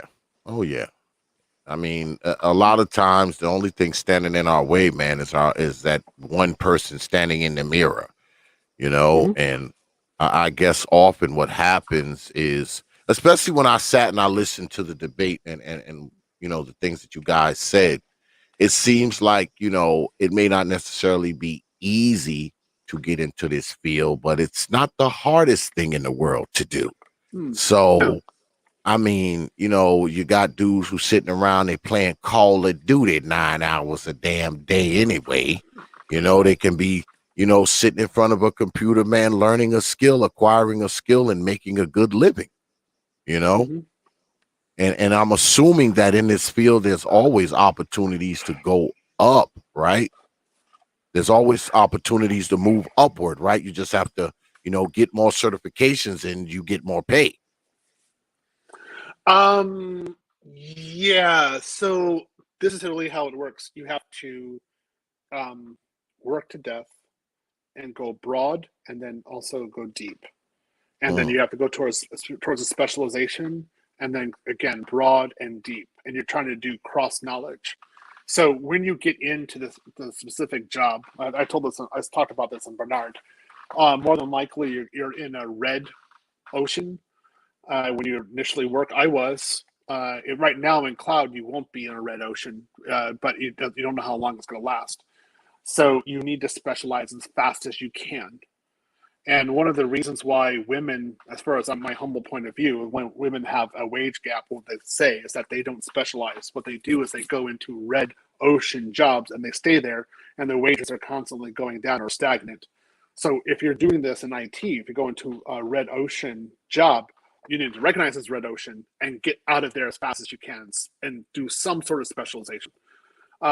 So for myself, I was in help desk at first. They hired me because my Japanese was pretty much fluent. So that's why they thought it was good. I can help out doing some server work. I didn't do that much IT. I did some IT, but not that much. And then I knew I was in a bad position. I definitely was. And then I specialized in Cisco immediately right afterwards. And that's where the career actually started. So my foot in the door was Microsoft. My specialization was Cisco, and then my other final specialization was the CISSP, and that's where I got big money. I went from $1,000 a month in October 1999 to $10,000 a month in February 2002. And that was real work, but anybody can do it. I did it in a country where I wasn't a native. I didn't speak the language fluently. I had to have a work visa. I didn't have materials in English. There was no YouTube at the time. Google was just starting out. I was using Yahoo. If I wanted to buy a book in English, I had to pay exorbitant prices for it, at least twice the price, if not 3 times the price. There were no boot camps. When I took the CISSP, I couldn't even take it in Japan. I had to pay for my ticket to go to Singapore first to take it. Failed it. I had no reimbursement. I had to study 6 more months. I had to pay for my ticket to Hong Kong. Did it. Aced that test. Like, boom, got it. And I'm talking to people who can take the test online in their house right now. You have Google. You have plenty of resources. You can do it. You've got Udemy. I didn't have Udemy before. Are you kidding? Udemy is amazing. You've got all these resources. You got like dumps where people are giving information. You got Reddit. You got all kinds of Facebook forums. There's huge amounts of information where you can actually connect with people and actually get certifications and specialize. It's absolutely amazing. I didn't have any of this. The only thing I had was the knowledge. If I stayed where I was going to be poor and miserable for the rest of my life. And I was like, I ain't doing that. What do I have to do? Is that the price I have to pay? Pay it. Here you go. Yeah, that's one thing I agree with you on, man. You shouldn't stay stagnant. You know what I'm saying? I mean, if you have to go to another place, another country, whatever, in order to get to the money, which I understand a lot of jobs are remote now, but that's what I used to say before this whole pandemic thing, popped off. I mean, if you have to move, you know what I'm saying? And that was one of my issues when I was, growing up. The location, I grew up in Louisiana. It's not many IT jobs down here or whatever. And so that's how I ended up in Las Vegas, and as well as, San Diego, other different places I worked, Houston as well. So yeah, I definitely agree with you there. Moving around is very good, especially if you're, trying to advance and don't stay stagnant. So from, what was it, in 3 years, when I was in America, in 3 years, I moved across state lines, I think 13 times. And at one point, I didn't even have an apartment. I was in hotels so much. So it's just the car and the dogs. And that's why I went from place to place. It just worked. And for my personal life, this was atrocious. This was very horrible. I couldn't form attachments really well. For my career, magnificent. It was one of the best career moves that I did. And I learned a lot about how HR is working, how companies are working, various enterprises. I was always working at 2 companies at least. I had 1 on site, 1 remote. And if I was doing a remote, then it was for multiple companies as well. I was doing multiple support. So what I would do is during the day, I would work on site for a company, and then I would get home as fast as I could, usually by 4 o'clock, and do remote until about 10 o'clock at night. I had to work on the weekends remote. This was brutal, absolutely brutal. But I mean, as far as I was concerned, like, I wasn't going to be poor for the rest of my life. And I knew that was a possibility. And I said, there's no way. And this is the process that I hit over 200,000, and then I hit over, 250,000 in the United States. I wouldn't recommend it to everyone. Well, I mean, if you really want to do it, but you have to pay the price. It's horrible. So what do you brothers say? Because I know both of you are college graduates, right?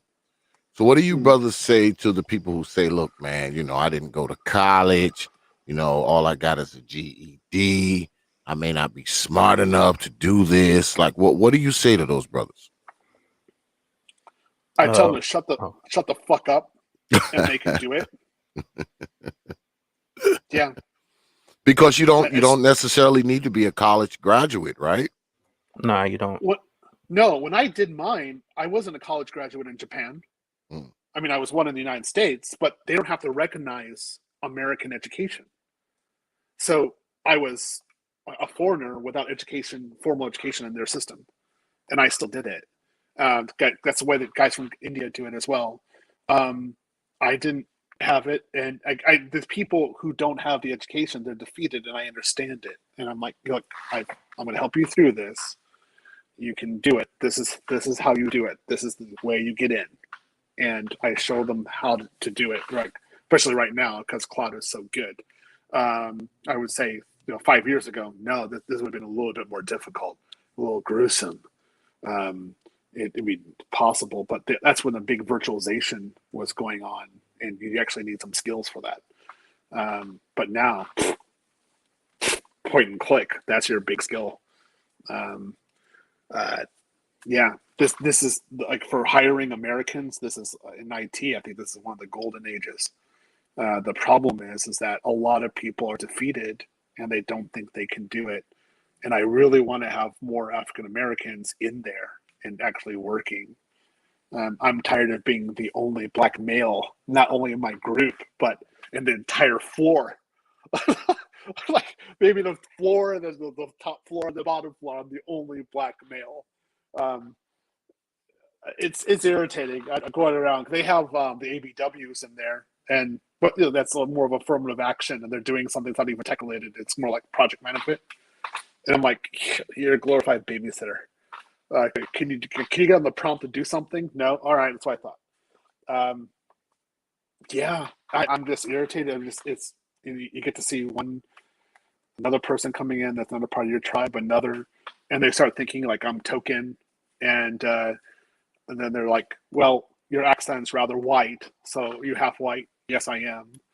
And then they're like, oh, that's from your white side. I'm like, I have to be quiet. I can't say anything. Like, So, all right, dude. do you believe that price is a barrier for people? What's the price point on getting yourself certified and trained up to get one of these positions? I mean, is the price, would that be a barrier to brothers? Hey, excuse me 1 second, Theo. Sure. Hey, T.P.O.T, I gotta run, man. All So, right. yeah, y'all have a good night, okay?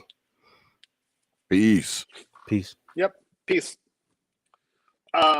So it's not a barrier. It's actually, the certification process is actually very cheap. So you can, for under $200, you can do your basic training, and you could take the test once. You're probably going to fail the first time, even with a dump, even with sample questions. So you need to be ready to take it 3 times. My first test that I took, I failed 3 times. I passed it either the 3rd time or the 4th time, usually the 4th.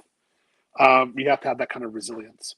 But if you're able to do it, fine. So you might be thinking, like, if you're working basic jobs, you might be thinking about working extra hours. I just want to say this for people who are listening. When I took my first test, it was illegal for me to work, and I didn't actually have a job in Japan. So I actually had to use my savings because my visa had expired. So I was using my savings in order to take the tests. This was gruesome. I actually wasn't eating. Like I was just eating rice. I didn't eat anything on top of it. But I passed. So I mean, if you have the right to work here, you can actually do at least minimum wage. I couldn't do that. You can take the test again and again and figure it out. Now, if you go to my conference and you're actually part of my class, I can teach you more and I can give you more examples about how to pass. But you're the one who actually has to go in there and do it. You actually have to sit on the test and actually do it. And you can take the test at home. Before you had to go to a testing center. That was a real bummer. So when I was in grad school in the middle of Illinois, the testing centers were only in St. Louis, Chicago, and Indianapolis. And I didn't have the money really or the time to go there. I didn't have a car. So I didn't want to go to those testing areas, so I couldn't take more tests. Now you can take the test at home. I mean, this is so easy. I mean, for heaven's sakes, it's just simple. That's so good. So it's not that hard, guys. You can definitely do it. Don't be afraid.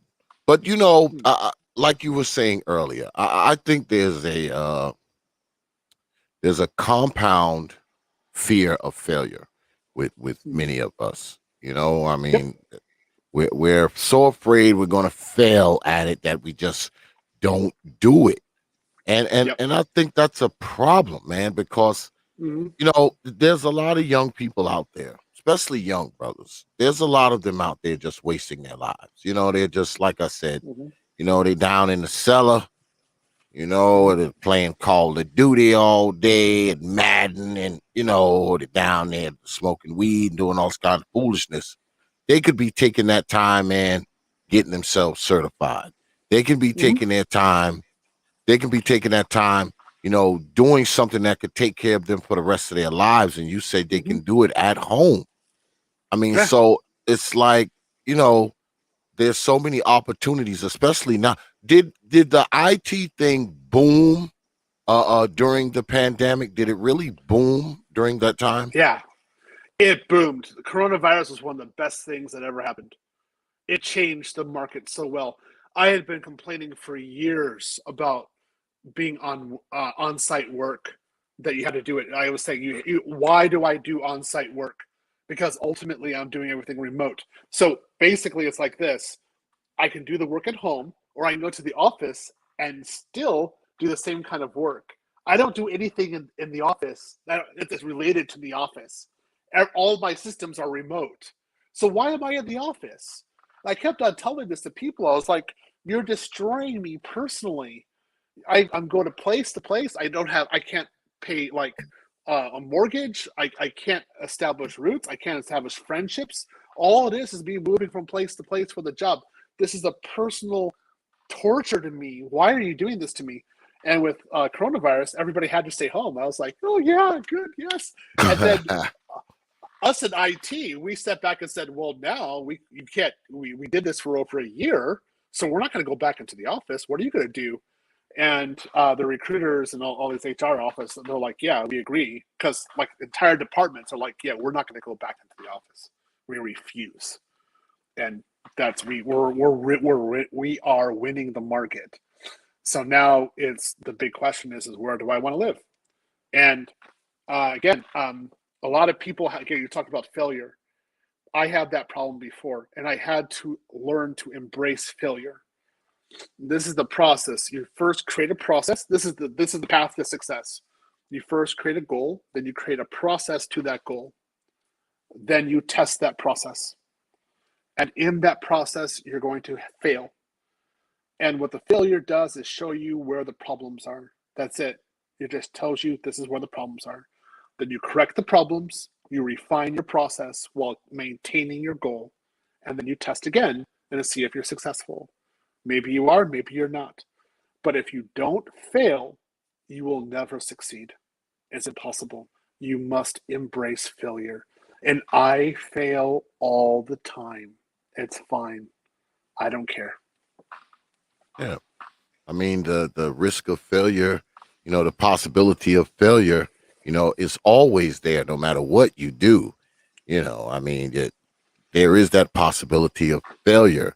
And I don't understand why people would, just let the mere possibility of failure stop you. Because Mhm. I mean, most people that are really, really successful and make a lot of money, they probably failed quite a few times before they got Mm. there.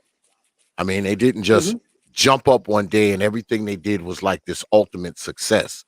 They probably failed quite a few times before they Mm. became who they were, before they Mhm. reached that a level of success that they ultimately achieved. I'm pretty sure they failed a few times first. Mhm. This is why, again, like, you know, when they say in Star Wars, the difference between the Master and the Padawan is that the Master has failed more times than the Padawan has tried. Yes. I, I agree. Like, if you don't have a massive history of failure, you're not successful. Yeah. And that's one of the reasons why I like Kevin so much, is because he has massive failures. So when he's in front of someone talking, he knows what they're really thinking, what they're doing, because he can detect where they have not failed, where they're Mm. hesitant to fail. And all you have to do is track the failures. If we talk about high value man, one of the things that Kevin used to say all the time last year before he became big, as he'd say in other groups, is part of being a high value man is having one massive failure in your life. And when you recover from it, that is when you understand the real process of becoming high value. And I totally agree. My failure that I had in life was epic. It was horrible. But when I recovered and I started back on the path towards being a Henry and then high value, I had to learn to embrace the failure that I had and learn from it and continue on. And that's what I did. Yeah.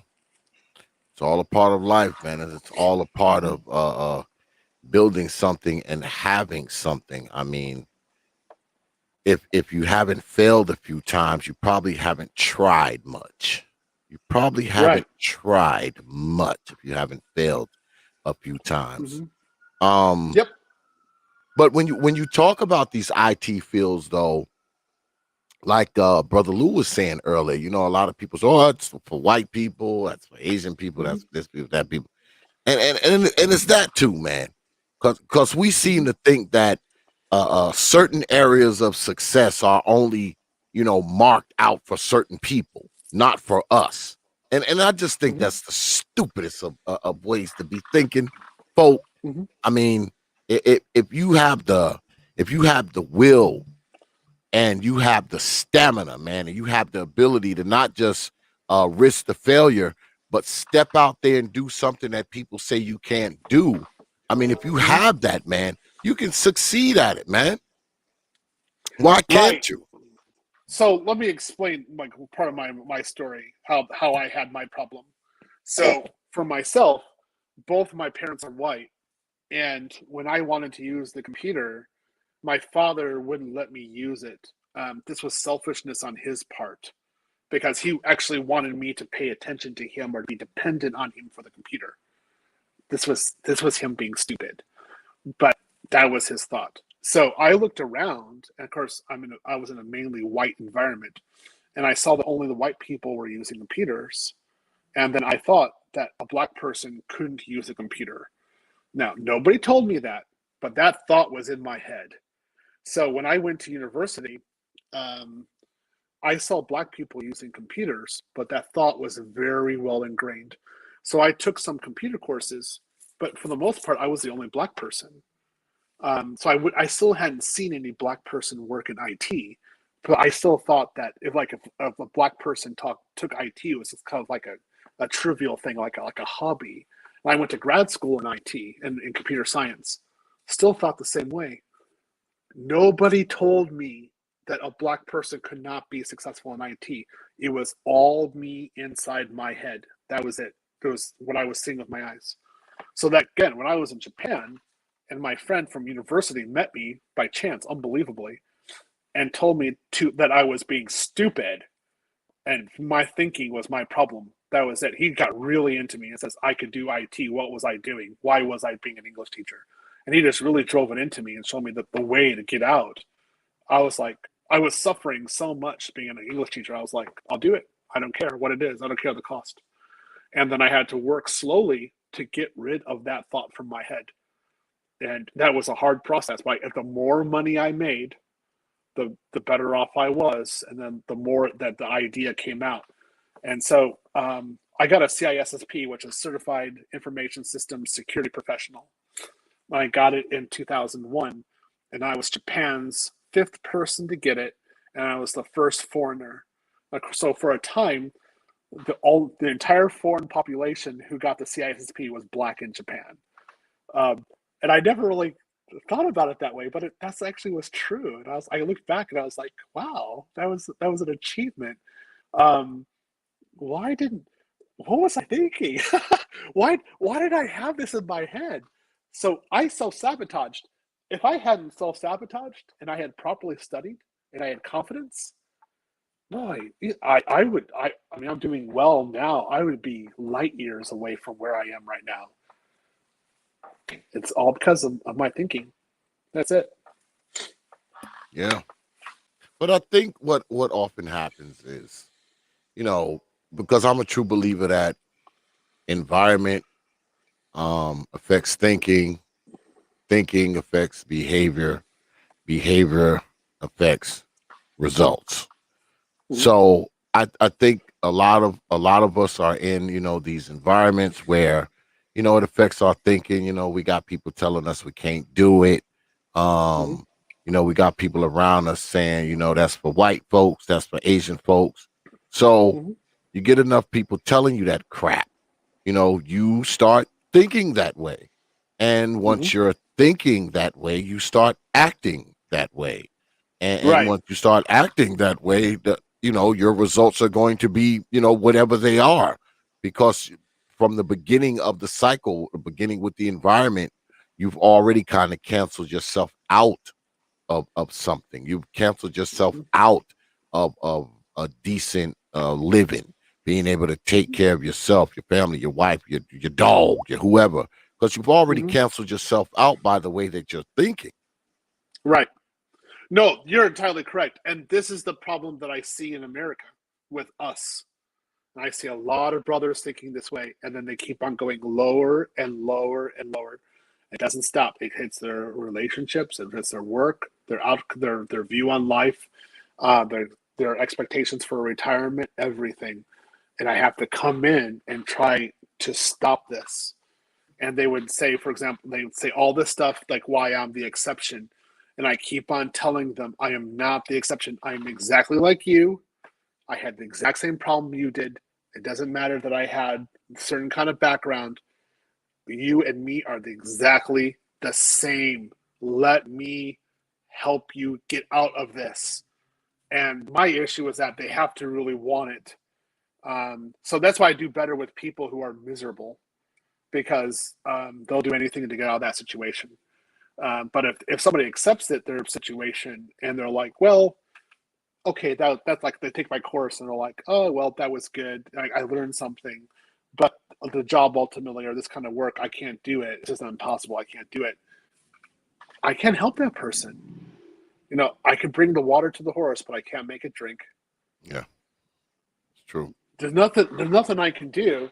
So then I keep on trying to show um, what my lifestyle is like, and then show them the kind of work that I'm doing, and then they keep on thinking again, I'm an exception.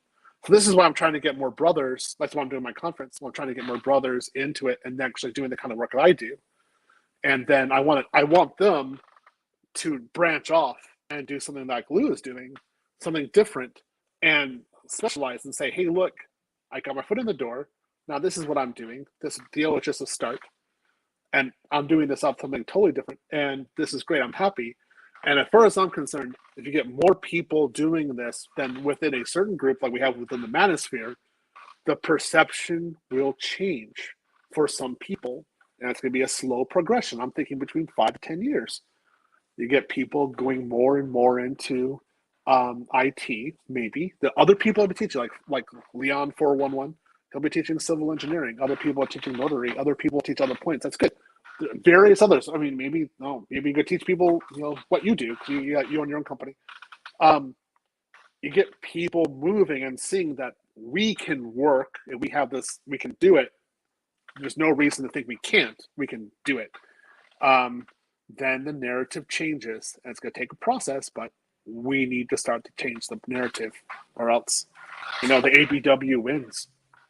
I'm not going to accept that. Screw that, man. Sink Yeah, that boat. yeah, Put I them in a agree. cardboard box. I totally agree. I totally agree.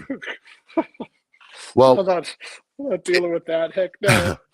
it doesn't look like anybody else is going to come up there afraid.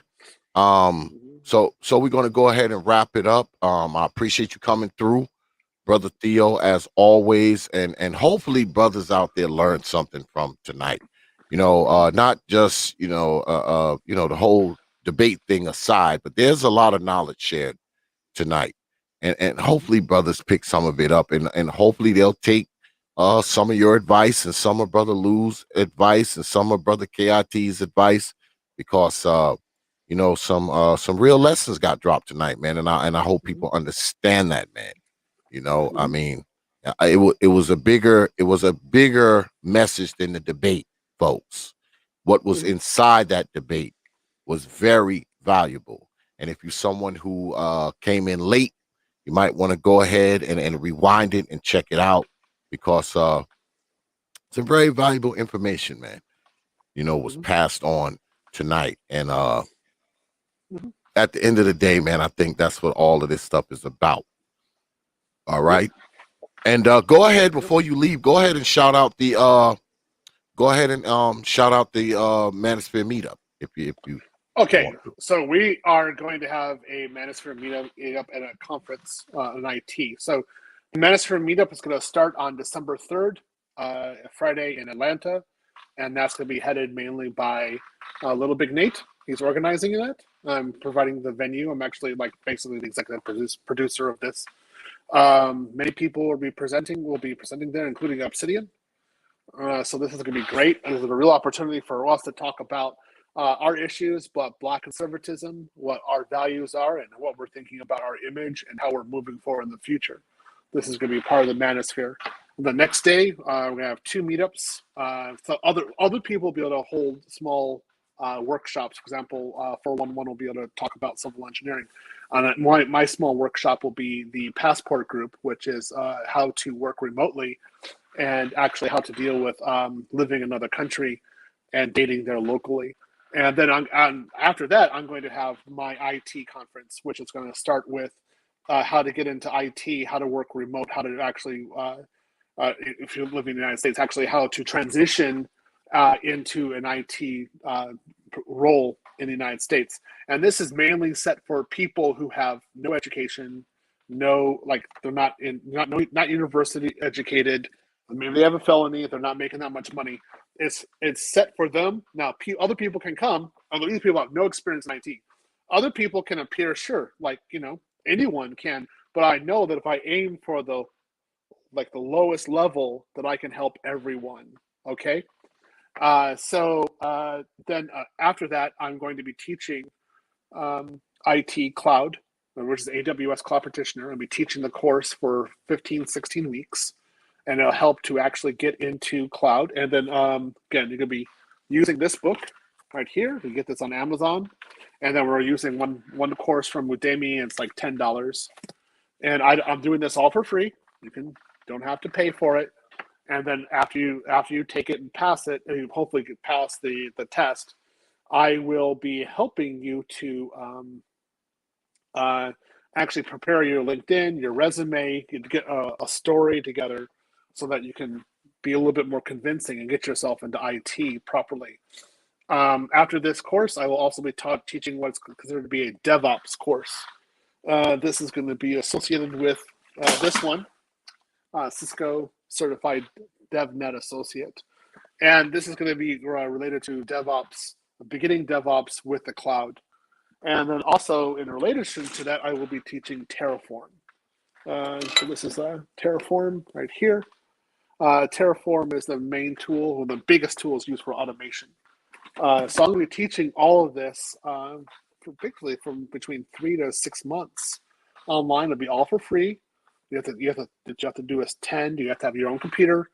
And again, on December 4th, after I'm done with the conference, and I start this up, we'll have some drinks afterwards. We'll go out and have some fun. It can't be all work; it has to be some play. But I'm here. My point is that I want to teach these people, and I want to give them the opportunity and give them the chance. So I hope we get their foot in the door, and I'll help be part of that foot in the door for them. I actually help give them free training. Nobody gave me free training. So I'll definitely help them and help them get the idea and the confidence that they can do it. And there it is, folks. Once again, brother Theo, man, I appreciate you coming up on here, man. Good stuff tonight, man. Good stuff tonight. I appreciate you, brother. I do. And maybe I can get you back on here, before the Manosphere meetup. Because I'm pretty sure I'm going to get some emails saying, I want to take that guy on. I'm pretty sure I'll have a few of those. So I'll be hitting you up. I know I'm going to get some rights. X-Man, I can take that guy on. So you might be hearing from me again, my brother. Yep. And you might be. Another point is, the only people who could take this who can attend this conference are black men. You gotta be black. You gotta be a man. That's there it. It no is. women allowed. Yep. There it is. And it'll be collaborative work. So you'll be working in a pair system with another black man. So you'll be answering to that person. You'll be working together in a group to actually do this work. And the reason I do this is because I don't want the focus to be me. If the focus is me, then you're going to start trying to fight me. And I'm already rich. I'm already successful. You're not going to win. I have my certifications. I have my network. Why are you fighting me? So you have to work together with someone and then together get into the company and then be prosperous. And that's what I want. I want the focus to be on your success, not mine. Yeah. Black men working together. Imagine that, Negroes. Yeah, but I appreciate you, brother, man. And I'll see you on the other side, brother Theo. Peace. Sure. See ya. Peace, brother. Yeah, we're gonna go ahead and wrap it up, man. Good stuff tonight, man. This was like this was one of those debates, man. This is one for the ages. Very calm, very measured. No one was threatening to snatch someone's Adam's apple out or shoot them or slap them or run them over with their 4x4. There wasn't any of that tonight. None of it. Go figure. Go figure. But before we get up out of here, y'all know I got to hit y'all in the head with T.P.O.T's programming notes. Yeah. Because we got a few programming notes. This is a week of very decent shows. Let me see. Turn on my damn camera. This is a week of very, very good shows because tomorrow night, good folk, we have the General will be here, and he will be squaring off with Trey, the NBD. That's right. They'll be squaring off in the digital squared circle. Oh, damn, and I forgot to see if Brother KIT was going to be available. Damn it. I'm getting old. I can't remember shit. But yeah, tomorrow they'll be squaring off. I bill it as a soldier throwdown debate, and they'll be debating does black oppression and victimhood folklore from old Negroes negatively affect the youth? Yeah. So that ought to be good. That ought to be good.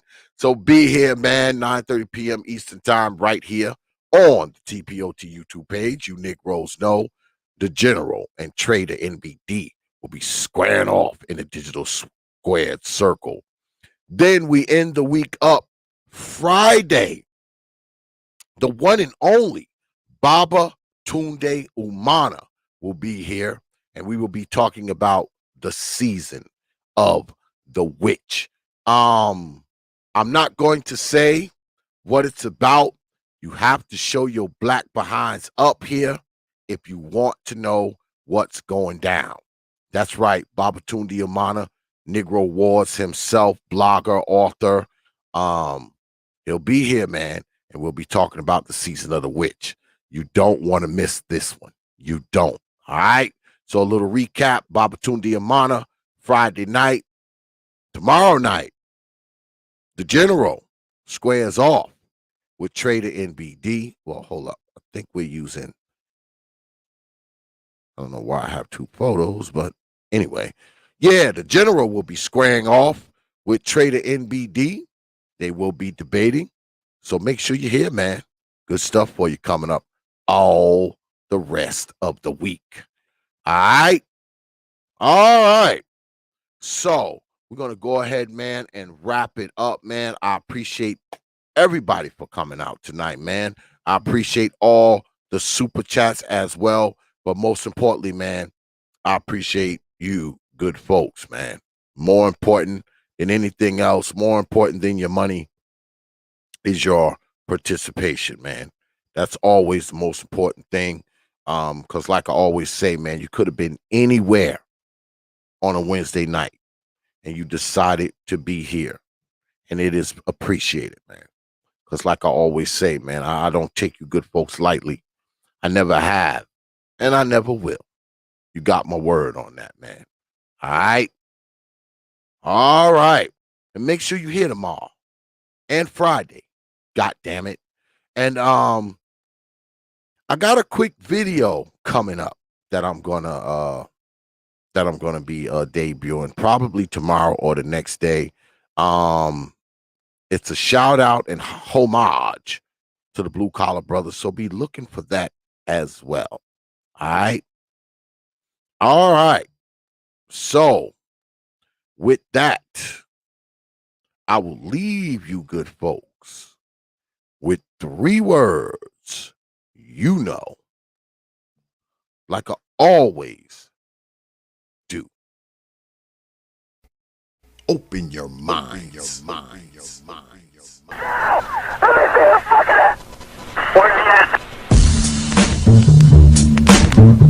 of power. Hours of power. Hours of power.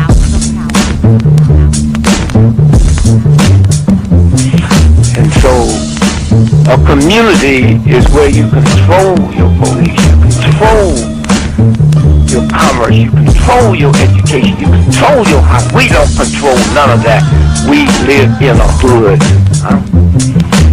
Well, what about the Negroes that get out? Oh, well, see,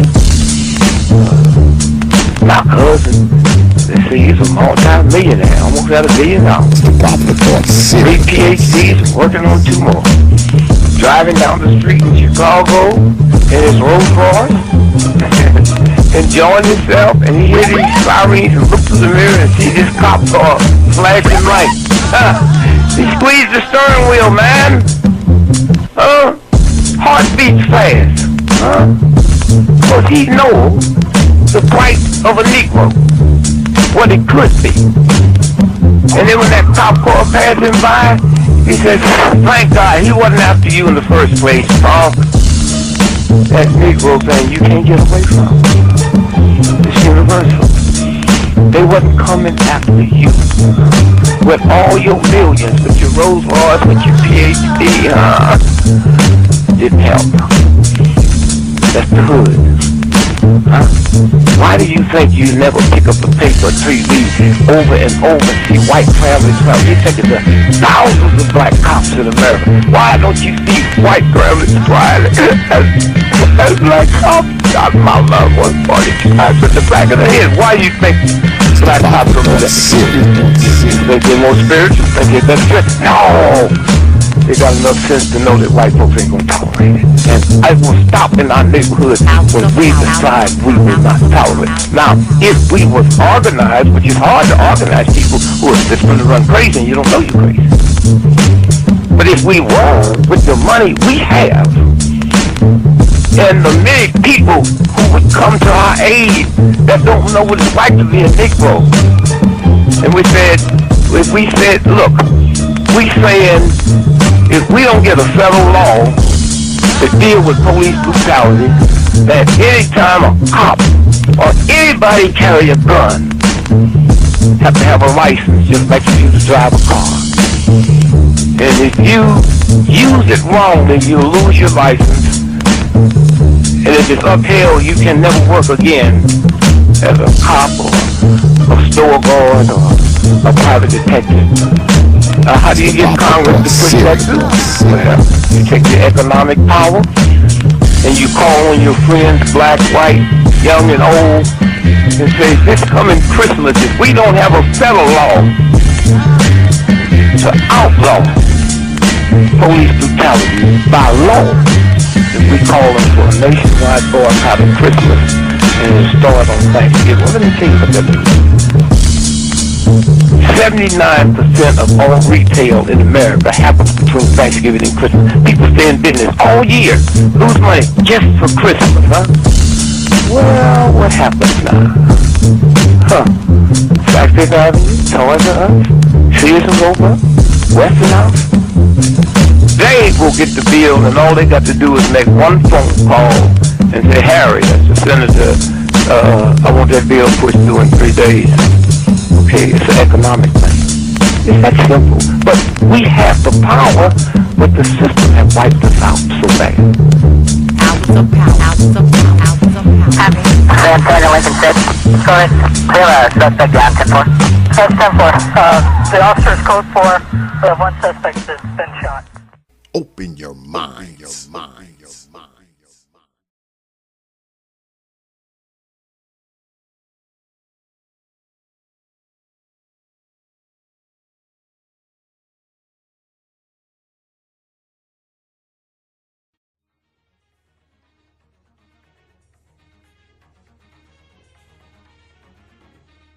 Only from T.P.O.T. Media. Open your mind.